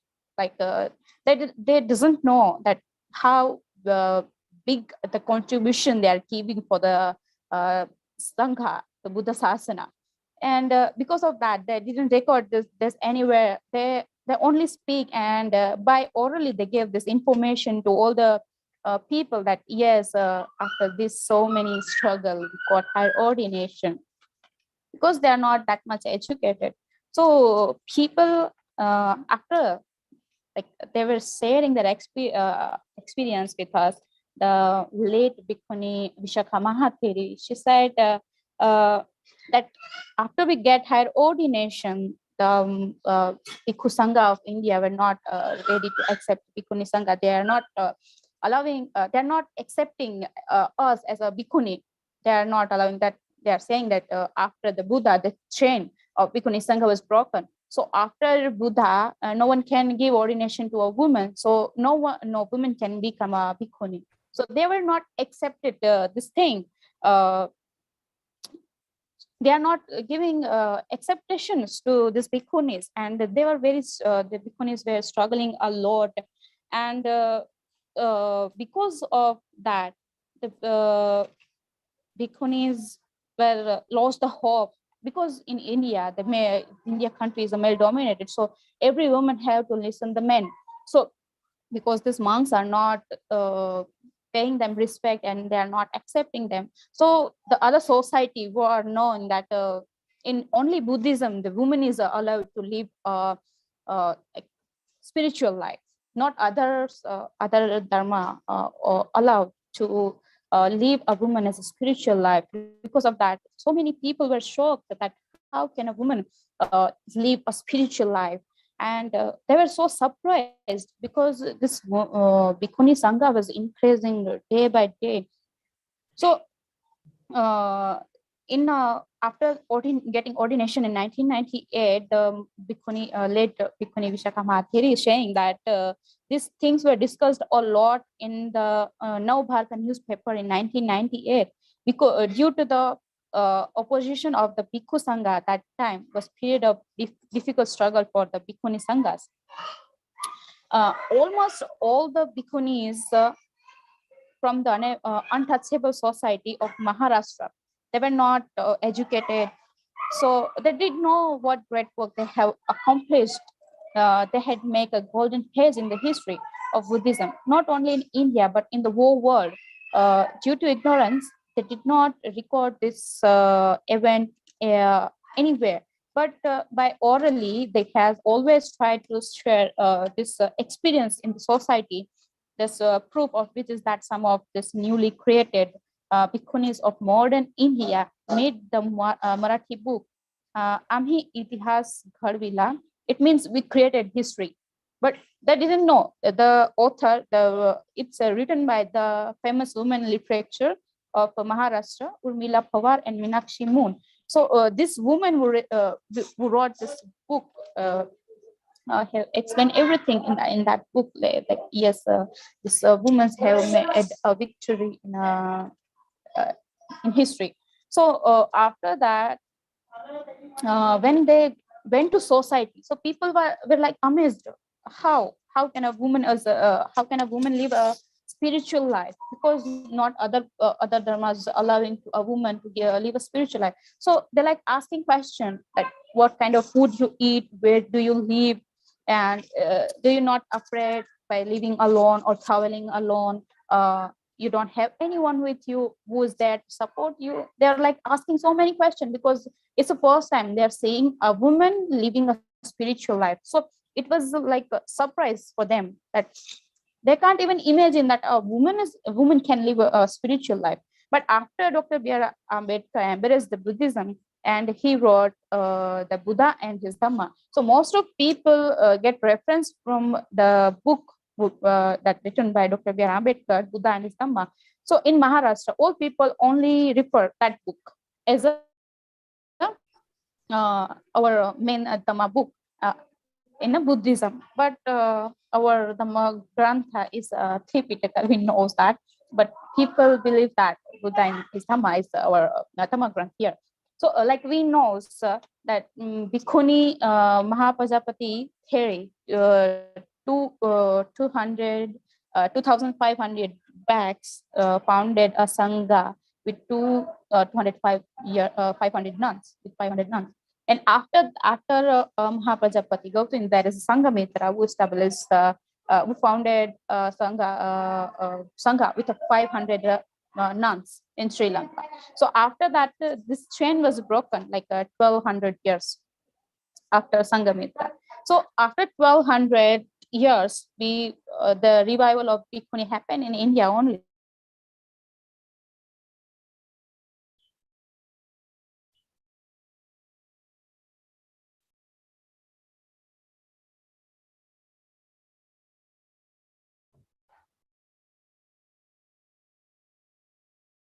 The revival of Bhikkhuni Sangha started from Sri Lanka, and after in 1996, when the Bhikkhuni got the authorities to give a higher ordination, get a higher ordination and become the Bhikkhunis.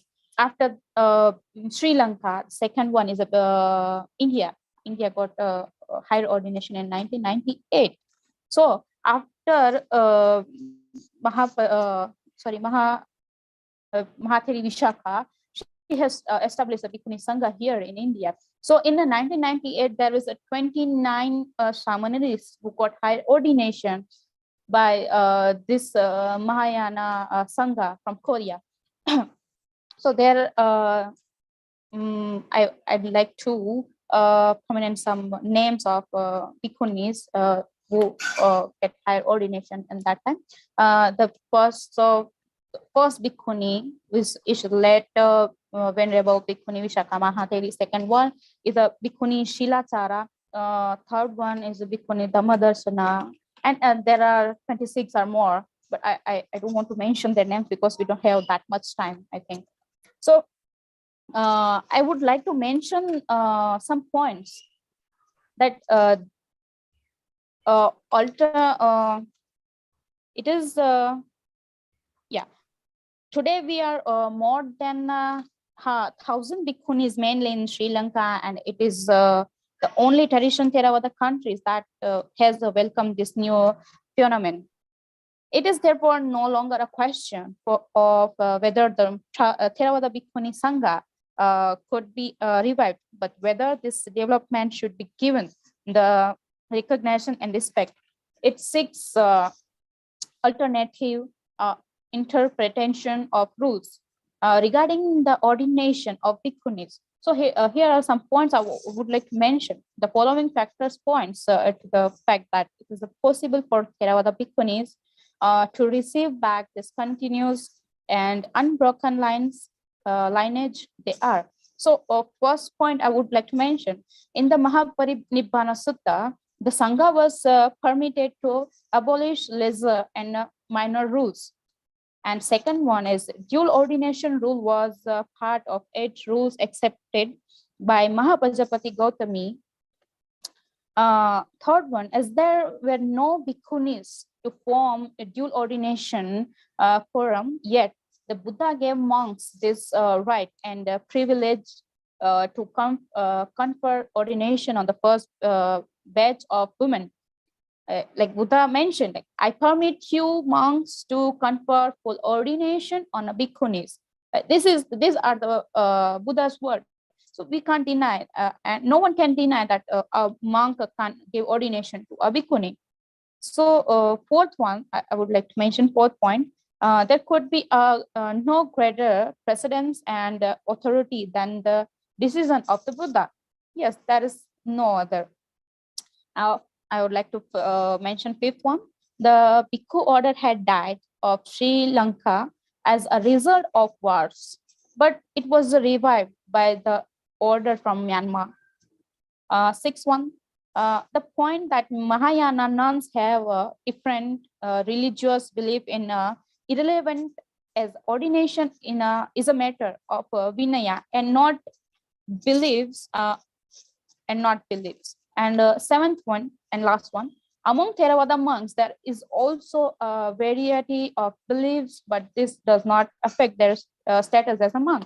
Yes, there is lots of monks who are supporting, who are fully supporting a bhikkhuni. And yes, because Buddha already permitted a monk to give a fully ordination to a bhikkhuni, so there are so many monks who are supporting a bhikkhuni sangha to give them higher ordination and support them to spread the Dhamma in the world. So nowadays we can see that in every country we have bhikkhuni sangha from Sri Lanka, from Thailand, from Myanmar, from Burma, Vietnam, Taiwan, Korea. So many countries we have bhikkhuni sangha, and it's a great thing that, because if you see, it's my point of view that a woman understands a woman better. Like if so one woman is in a trouble and she wants to share some things with others, so she will be comfortable more with a woman, not with a man. So she will speak freely with a woman only. So like I mentioned before, there is a 4 pillars for sangha, with the bhikkhu, bhikkhuni, upasaka, and upasika. So bhikkhunis are for I think like bhikkhunis are more supporting for upasikas. Like if they have some difficulties or something, so they can't speak freely with monks. They can't ask them directly. So like with nuns, like bhikkhunis, they are free, and they are not worried to speak in front of bhikkhuni, because their bhikkhuni is also a woman, and she is also a woman. So she thinks that yes, a woman can understand me better. So this is, I think, this is a good point, that we should have a bhikkhunis. In India, in day by day, not in India only, on world, that bhikkhunis are increasing day by day, and I think it's a good thing that people are getting away from Dhamma, and women are showing their interest in Dhamma, and they wanted to know more about Dhamma, and they are showing that yes, we are fearless and we can do anything. Like we say that people, women have a weakness. Yes, women have a weakness, and that weakness is a beauty. So like when it comes to ordination, like if you tell a woman or a girl that if you want to ordinate, you have to cut your hair, you have to leave all the things that you like makeup, your hair, you have to cut your hair, your nails, you have to leave everything that makes you look beautiful. So when it comes to like that girls will be no, we have, it's our like special thing. Without that we can't look good. And if we will cut our hair, if we shaved our head, and how we will look. So for a girl and for a woman, yeah, the beauty is the most important thing. So when it comes to sacrifice your beauty, so no one is ready to do that thing, right? Because when it comes to women, it's most important. They wanted to attract everyone, that everyone should look at me because I'm a beautiful. It doesn't matter how I speak or how, but I look beautiful, and I'm comfortable with that, and I'm confident, like I'm looking good. So when it comes to that point, that girls are not ready to get ordination, but when they see a young bhikkhuni or young, like people, when see people to they ask people a question to me, that in very young age you ordinated, and you don't like to grow your hair, or you don't like to be dressed up, and you don't like to wear a new clothes. Sometimes you don't wish to grow your hair. Don't you wish to wear a clothes or like that? So they were amazed when I say, no, I don't want to do anything because I like this only. And I'm very comfortable with these things. So they were like amazed. Wow, like you are very young. And when we try to leave these things, but we can't. Yeah, sometimes we think, yeah, we should do. But when someone touch our head or someone says, no, don't do makeup, like, no, how will I look? People will laugh on me. I don't want to do that thing. So they were like surprised. No, I can't do. First, they are ready. But when it comes to cut their hair, no, they started to cry because they are too attached. They said, it will take too long time to grow our hair back. And how we will look, people will laugh. Why did you cut your hair? And like that. But who understand Dhamma and who wanted to know really from the heart, they wanted to know something and they wanted to accept something, they took ordination. In India, like every year we gave ordination to almost 50 girls for like the 10 days for 1 month. So after getting this for 10 days course, for 1 month course, their mind will change. And the point of view to saying this word is changed completely because they're starting to know the Dhamma, because they are living with the monastic people. And by living this monastic life, they come to know that and they realize that what is the reality of life. Because if you are living in society, you can't realize what is the real meaning of the life. Because we see all the happiness in the outside things. But when we live monastic life, we started to see inside of us. And when we start to see inside of us, we start to see the happiness inside, not outside. So this realization make people happy in the Dhamma. And that's the real thing. So by doing this training, 10 days, 1 month, we are like spreading awareness in women that yes, not only a man, women also can sacrifice their attachment and their loved ones also. But I don't know why people have so much attachment more than men. In relatives, with body, with family, women have more attachment with the men. And if one woman is coming in Dhamma, the people will praise them. Wow, you make so great decision, and you are so brave that you leave your family, you leave your beauty, you leave your loved ones, everything you sacrifice to follow the path of Buddha. So yes, because I'm in robes, so many people praise my beauty also. Like, you look so beautiful, and really in these robes you look beautiful. So I said, yeah, in robes I'm beautiful, from outside I'm beautiful, from inside I'm beautiful, because I'm living the real life, what I want, not outside. I'm not finding happiness outside, I'm finding happiness inside of me. That's why I'm beautiful. So this is the simple thing that we can explain to people. If we want to be happy, we have to see inside of us what we really want. We find happiness outside, but no, there is no happiness. Happiness is inside us. So because of that, because I'm from my childhood in Dhamma, so I have seen so many women who are like living in families, and they are still crying like, your life is better. We have so many pain, we have so many sufferings, our relatives are not giving much respect to us, they are not paying attention to us. Sometimes they said like, your life is better. After some time, when they are happy, they will say, oh, your life is so sad now. You can't go to your relatives, you can't eat whatever you want, you can't do whatever you wanted to do. So sometimes they said like this, sometimes they said like this. So it's like hard to express them that yes, really what I wanted, I have that thing with myself. So in India, it's very difficult to explain Indian women, because there are lots of things for women. I think I speak so much. I just wanted to mention some names of monks who have supported this revival of Bhikkhuni Sangha in India. The first Bante is a Ven Mingun Jetwana Sayadawa of Myanmar, meditation teacher of Mahaji Mahasi Sayadaw and Thangupala Sayadaw. Second one is Venerable Bhikkhu Bodhi, Venerable Dr. Walpola Rahula.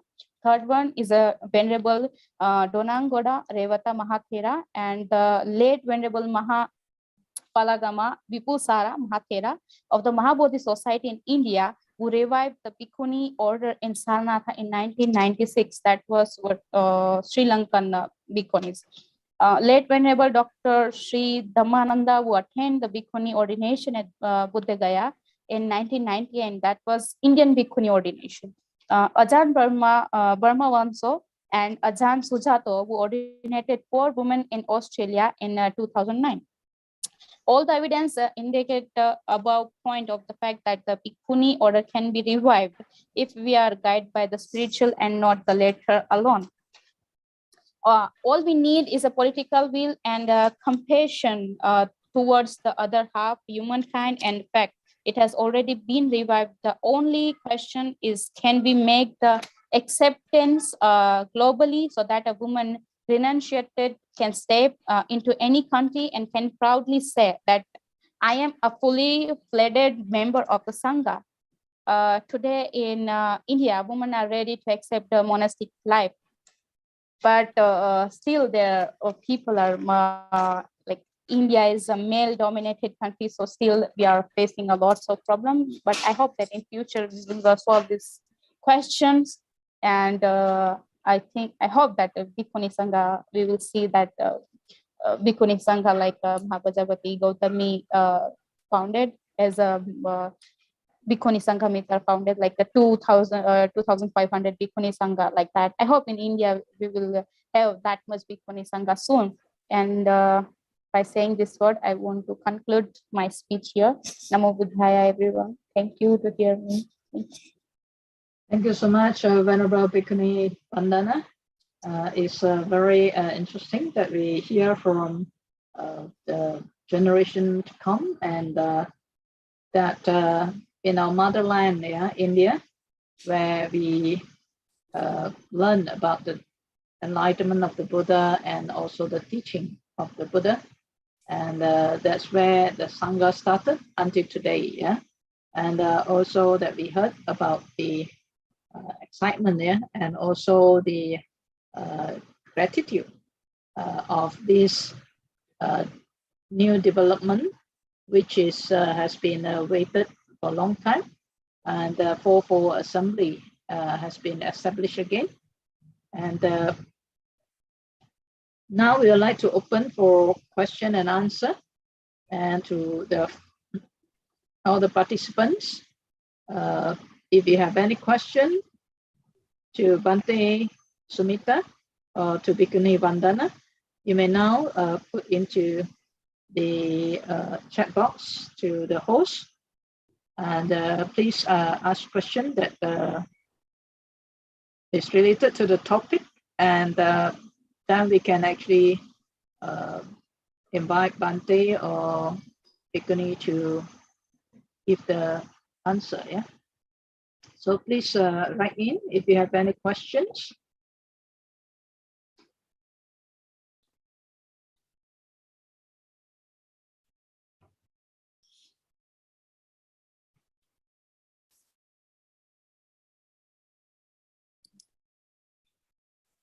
So before we wait for the question to come in, Venerable Vijayani, if you have any question, please put in. But I think to start the ball rolling on the question, may I ask a question, Bhante? In the past, there are always some myth, about that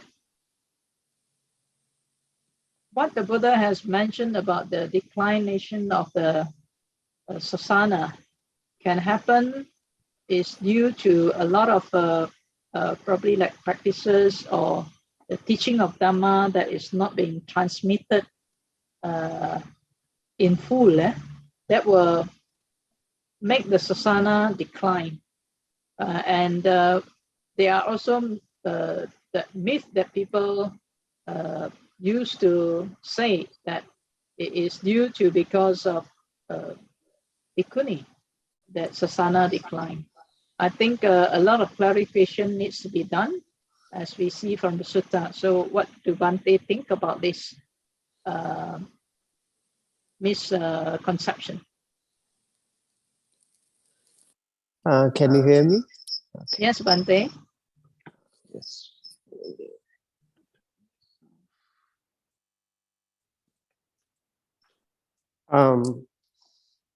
Yeah, first of all, again, thank you so much for giving this opportunity.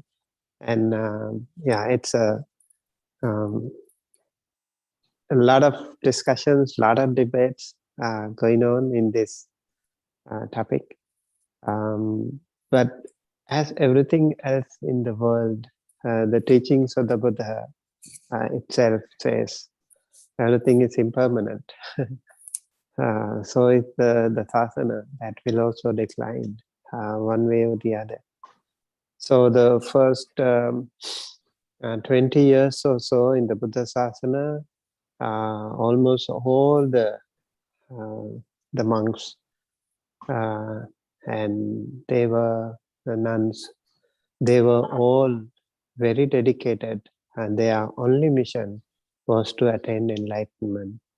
And in due course, there were other people joining the Buddha Sasana with other ulterior motives. They had their own different intentions to join the Sasana.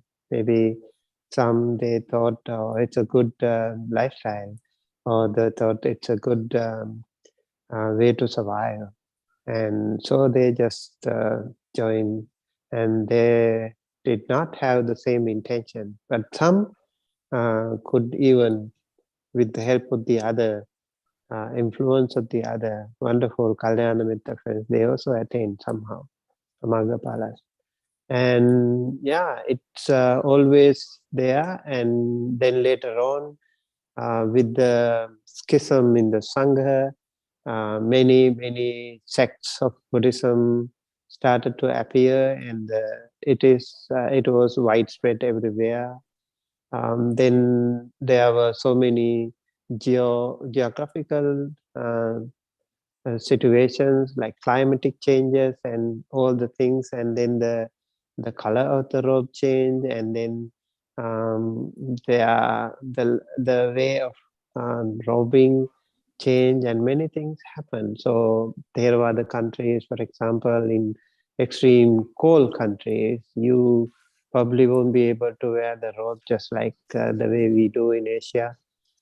So maybe like in South Korea, in Japan, in China, in other countries. For example, in China, you probably won't be able to wear the robe like this. And so due to many situations, somehow Buddhism established in these countries eventually appeared and disappeared too.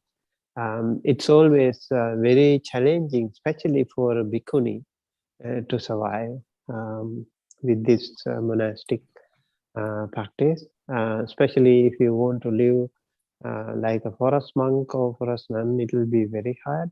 That is why the Buddha said the bhikkhunis should live in close proximity to the bhikkhus, so that they can have some protection. Many cases were there, but due to their own, I think Bhikkhuni Vandana also mentioned about the current situation in different countries, so especially in India.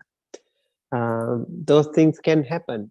My personal perspective, I have seen the Christian nuns. I was so impressed the way they were working for the benefit of the many. We know in India, Calcutta, for example, Mother Teresa was leading such a noble service there, conducting such a noble service there. And I have seen many Christian nuns in Sri Lanka too, and they are also very compassionate. It is true, like Bhikkhuni Vandana said, it's easier for a woman to approach another woman.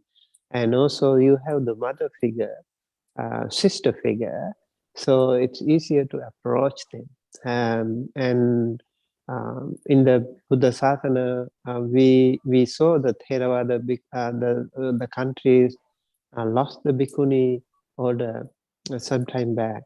But then again, those Bhikkhunis, for example, Bhikkhuni Devasara and delegation of Bhikkhunis from Sri Lanka, they went to mainland China through Indonesia, and they also established in Bhikkhuni order in different countries.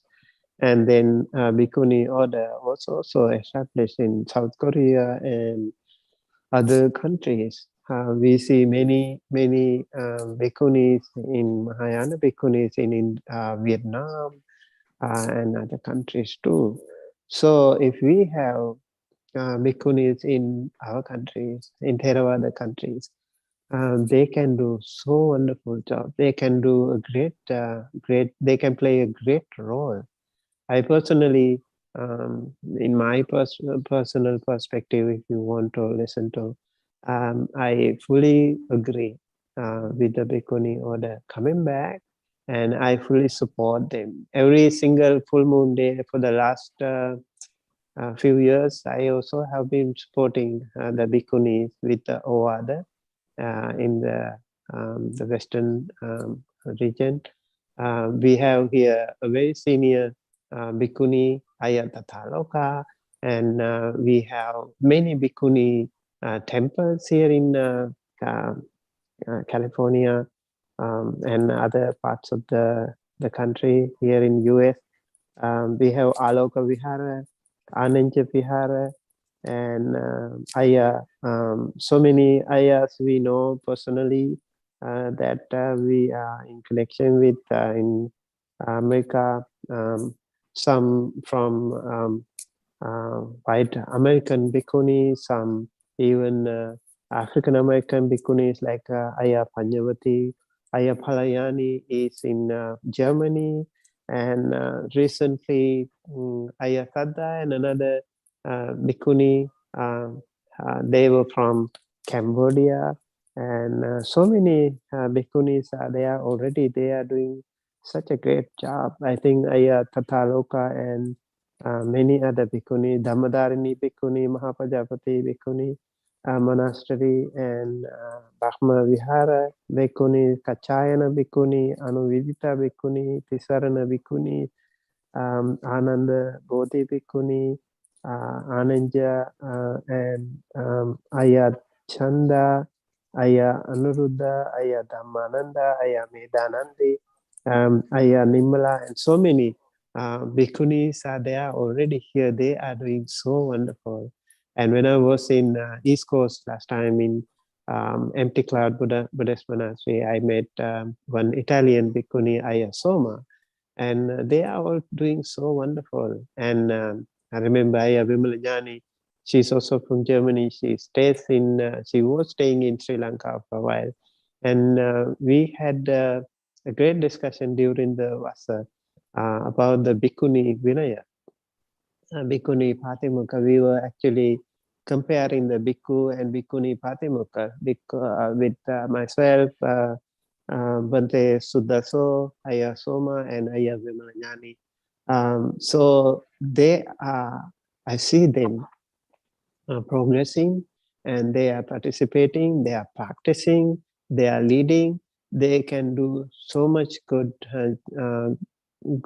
contribution to the Buddha Sasana. I think all the people, all the devotees, they should also full support the Bhikkhunis wherever they are, because they are such a great asset. They can also inspire you and your life, just like Theri Mahapajapati, Theri Yasodhara, and Theri Patachara, Theri Kisagotami, and many other Bhikkhunis in the past. So just like the Bhikkhunis in the other Mahayana countries, they so many bhikkhunis, they also do great contribution for the society.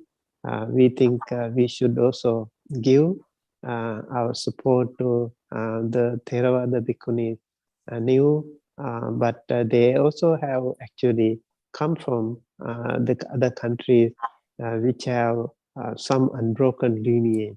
So they have been benefited today.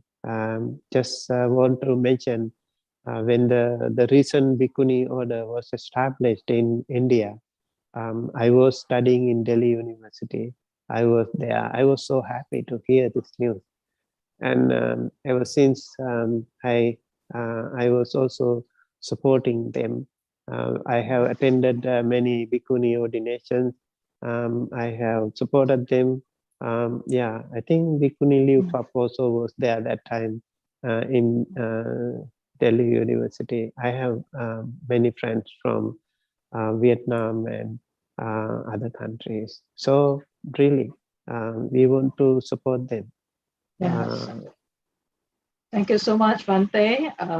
Yeah, I think all the Bhikkhunis who heard from Bhante will be rejoicing, yeah, with how the bhikkhus and support the Sasana to make it relief again what the Buddha intended to be, yeah, for the Buddha Sasana to prolong as much as possible, and the coming together of the Fourfold Assembly is so important to make sure that this Sasana continue to benefit, to bring well-being for the people and to lead them to the ultimate goal of liberation one day. So with this, we would like to thank all the speakers for giving us a very insightful development and also how we can respect the importance of the Buddha, especially when the Buddha is the one who has actually attained enlightenment and to discover the Dhamma. And Buddha is a great teacher that shows us the path to end suffering. And we should have this great respect for the Buddha, as the Buddha is one of the great teachers that show us the way. And his mission is very clear for us to uproot ignorance in life. And also to the Dhamma that we have great respect for, as this Dhamma, the Noble Eightfold Path, is the path that leads us to the ultimate freedom from samsara. We also have great reverence, and we must also have this great reverence to the Sangha, especially whether the Sangha in the past or the present, as they continue to carry on the Buddha's teaching and to practice in accordance to the Dhamma and to bring this Dhamma to more and more people for their well-being. Of course, in the course of political turmoil or war and the famine, there are times there's ups and downs of the Sasana, but I think Bhante also have highlighted that today we are so fortunate, yeah, we have this Dhamma and that we can learn from.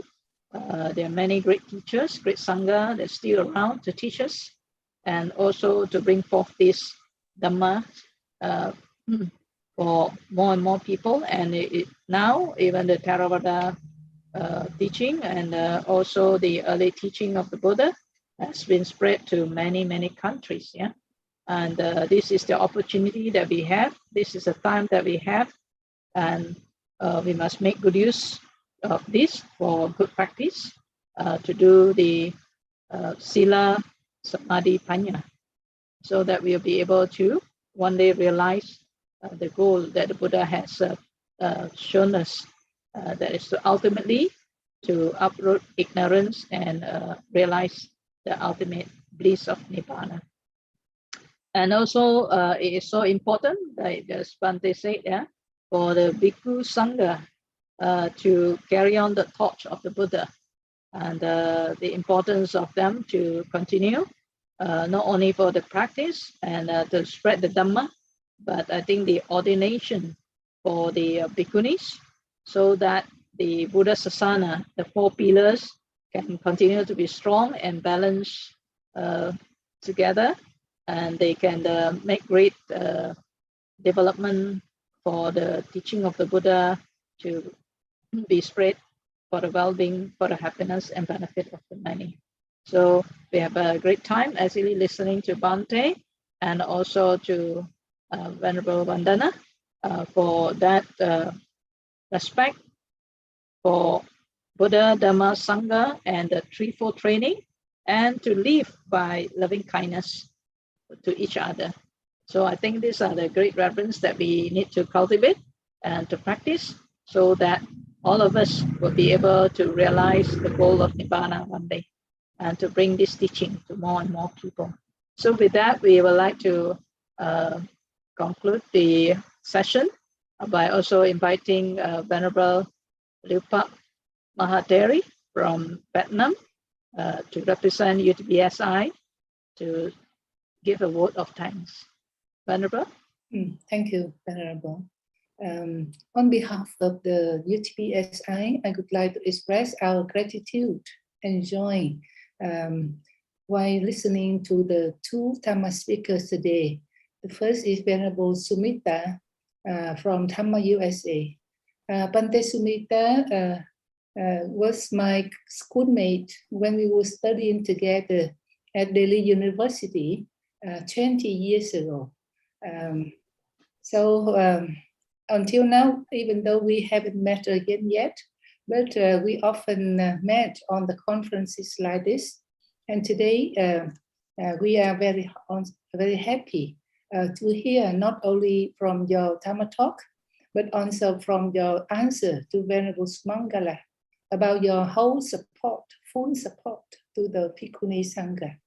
And your presence today is also a sign of the cooperation, the full support to our UTBSI. And our second speaker is Bhikkhuni Vandana from Nagpur, India.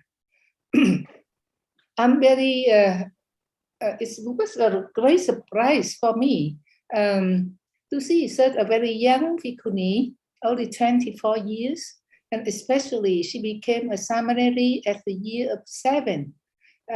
age of 7.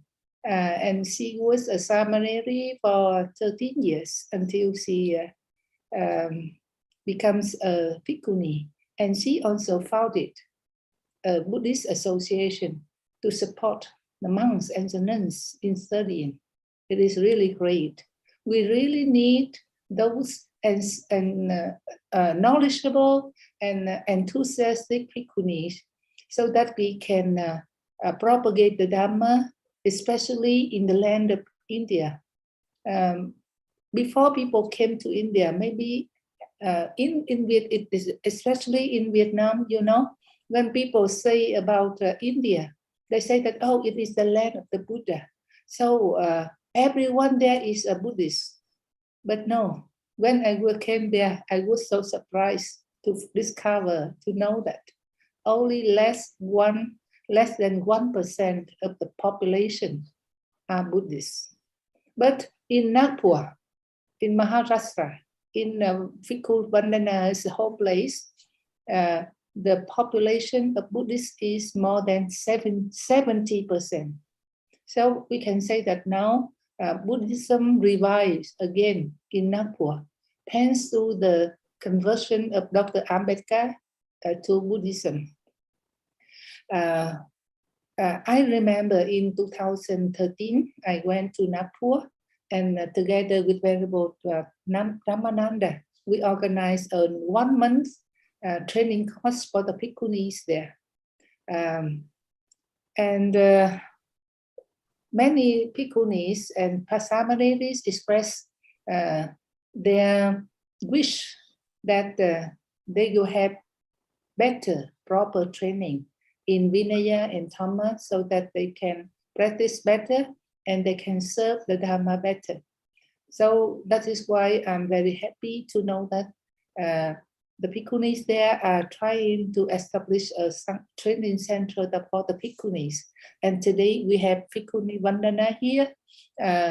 And we can see that she is well educated, and she knows about the history of the Indian Bhikkhuni Sangha, and she also tried to spread her knowledge and her enthusiasm towards people.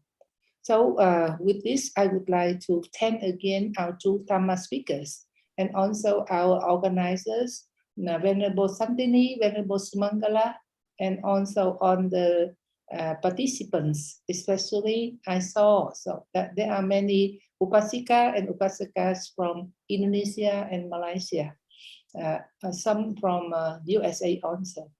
I think that this our monthly Dhamma program is a very good activity where we can unite monks and nuns, lay devotees, and also Dhammas out of the not only the friends in the Dhamma, but also friends from outside, so that we can come, sit together, and share our ideas and learn from one another. I hope that in the future, we can have more new Dhamma speakers from the monks community, nuns community, and even from the lay community. So I wish you, especially Pante and Venerable Thero and all Upasaka, Upasika, good health, success, and happiness in your life.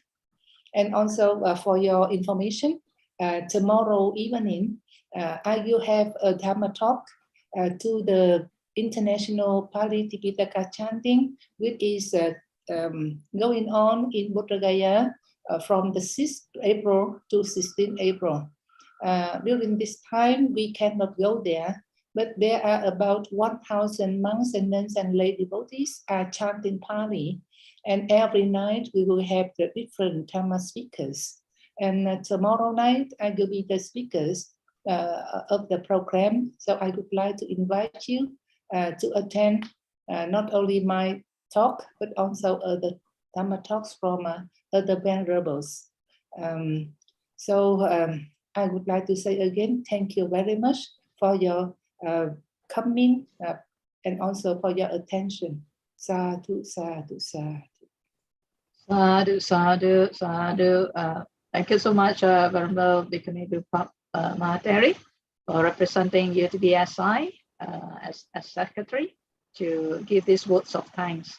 And so for the proper closing, we would like also to invite the closing salutation to be chanted by Venerable Bhikkhuni Santini Maha Thero. Venerable, please.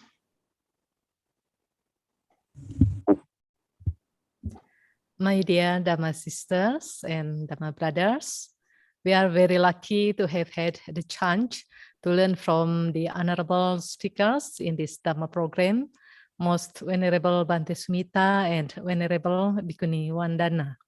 Hopefully, we can improve our life quality and live better in Dhamma. And we appreciate the Venerable Yupap for giving vote of thanks on behalf of UTBSI. Also thanks to Venerable Bhikkhuni Wijayani, Venerable Bhikkhuni Sumangala, and Venerable Bhikkhuni Sadika for your effort to this meaningful event. Before we conclude our program, let us once again recite the Buddha's words.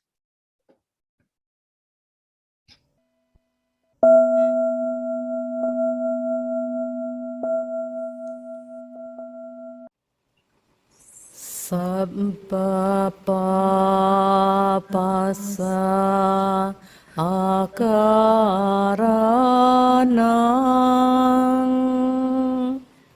kusala sa upasampada sacitta pariyodapanang etang bundhana sasanang Khanti paramang tapo titikha Nibbanang paramang wadanti Buddha Nahi pambajito parupaghati samano hoti parang vihetayanto Anupawado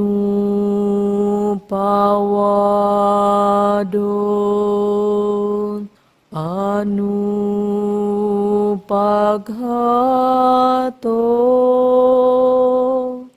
Patimokhe Jasang Waro Matanyuta Chabhantas Aming Pantanca Sayana Sanang Adhicite Jayogo Etang Buddhana Sasanang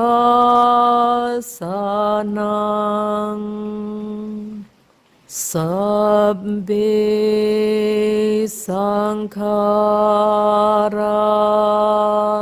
Anincati Yada Panyaya Passati Athanibindati Dukhe Esamaggo Visuddhiya Sabbe Sankhara Dukkhati Yada Panyaya Passati Athanibindati Dukhe Esamaggo Visuddhiya Sabbe Dhamma Anattati Yada Panyaya Passati Athanibindati Dukhe Esamaggo Visuddhiya Sadhu Sadhu Sadhu. Thank you. Thank you, Venerable Bhikkhuni Sumangala for the reflective salutation for our good practice. And now we have come to the end of the session, and we would like to thank everyone, especially also to Bodhi Society of India, Professor Dr. Kailash Prasad, for his kind and also insightful opening speech for reflection, and to Bhante Sumitta for your very comprehensive, insightful respect to the Triple Gem and also for the prolongation of Sasana, not only in theory, but in practice, in real life of supporting the Sangha growth, whether Bhikkhu or Bhikkhuni, and also to Venerable Vandana for her spirit of continuing the Sasana in a very early age. And we would see that in the future, India will become also again alive with all the bhikkhus and bhikkhuni sangha again. And we rejoice with that. And to Venerable Bhikkhuni Leopold Mahateri, also we rejoice with the calling of how the Sasana can be promoted further with more and more Dhammadesana speakers from all over the world. And this is our intention in this joint effort from MBSI and UTBSI to bring this platform for all the bhikkhus and bhikkhunis to join hands, join hearts to bring forth the Buddha Sasana for the well-being of the many. And to Ayah Santini for her able leadership to always lead us in this Dhamma program, and to Venerable Vijayani and Venerable Sadika for always helping in the technical part and providing all the videos. And we would like all of us to again mark our day that our coming program will be the Global Vesak program from 12 to 14 May 2022. So we'd like to invite everyone, and also please do invite your family members and friends to join us for this Global Vesak program, where there are also Dhamma speakers from all over the world will be speaking during this Vesak to pre-Vesak, to share with us the topic on Vesak as and timeless wisdom, compassion, and purity of mind towards the vibrant humanity. So we like all of you to also partake this merit to join us during this coming Global Vesak program, 12 to 14 May. So thank you again to everyone, and wishing all good health, happiness, and continue to grow in the Dhamma. Sadhu, sadhu, sadhu.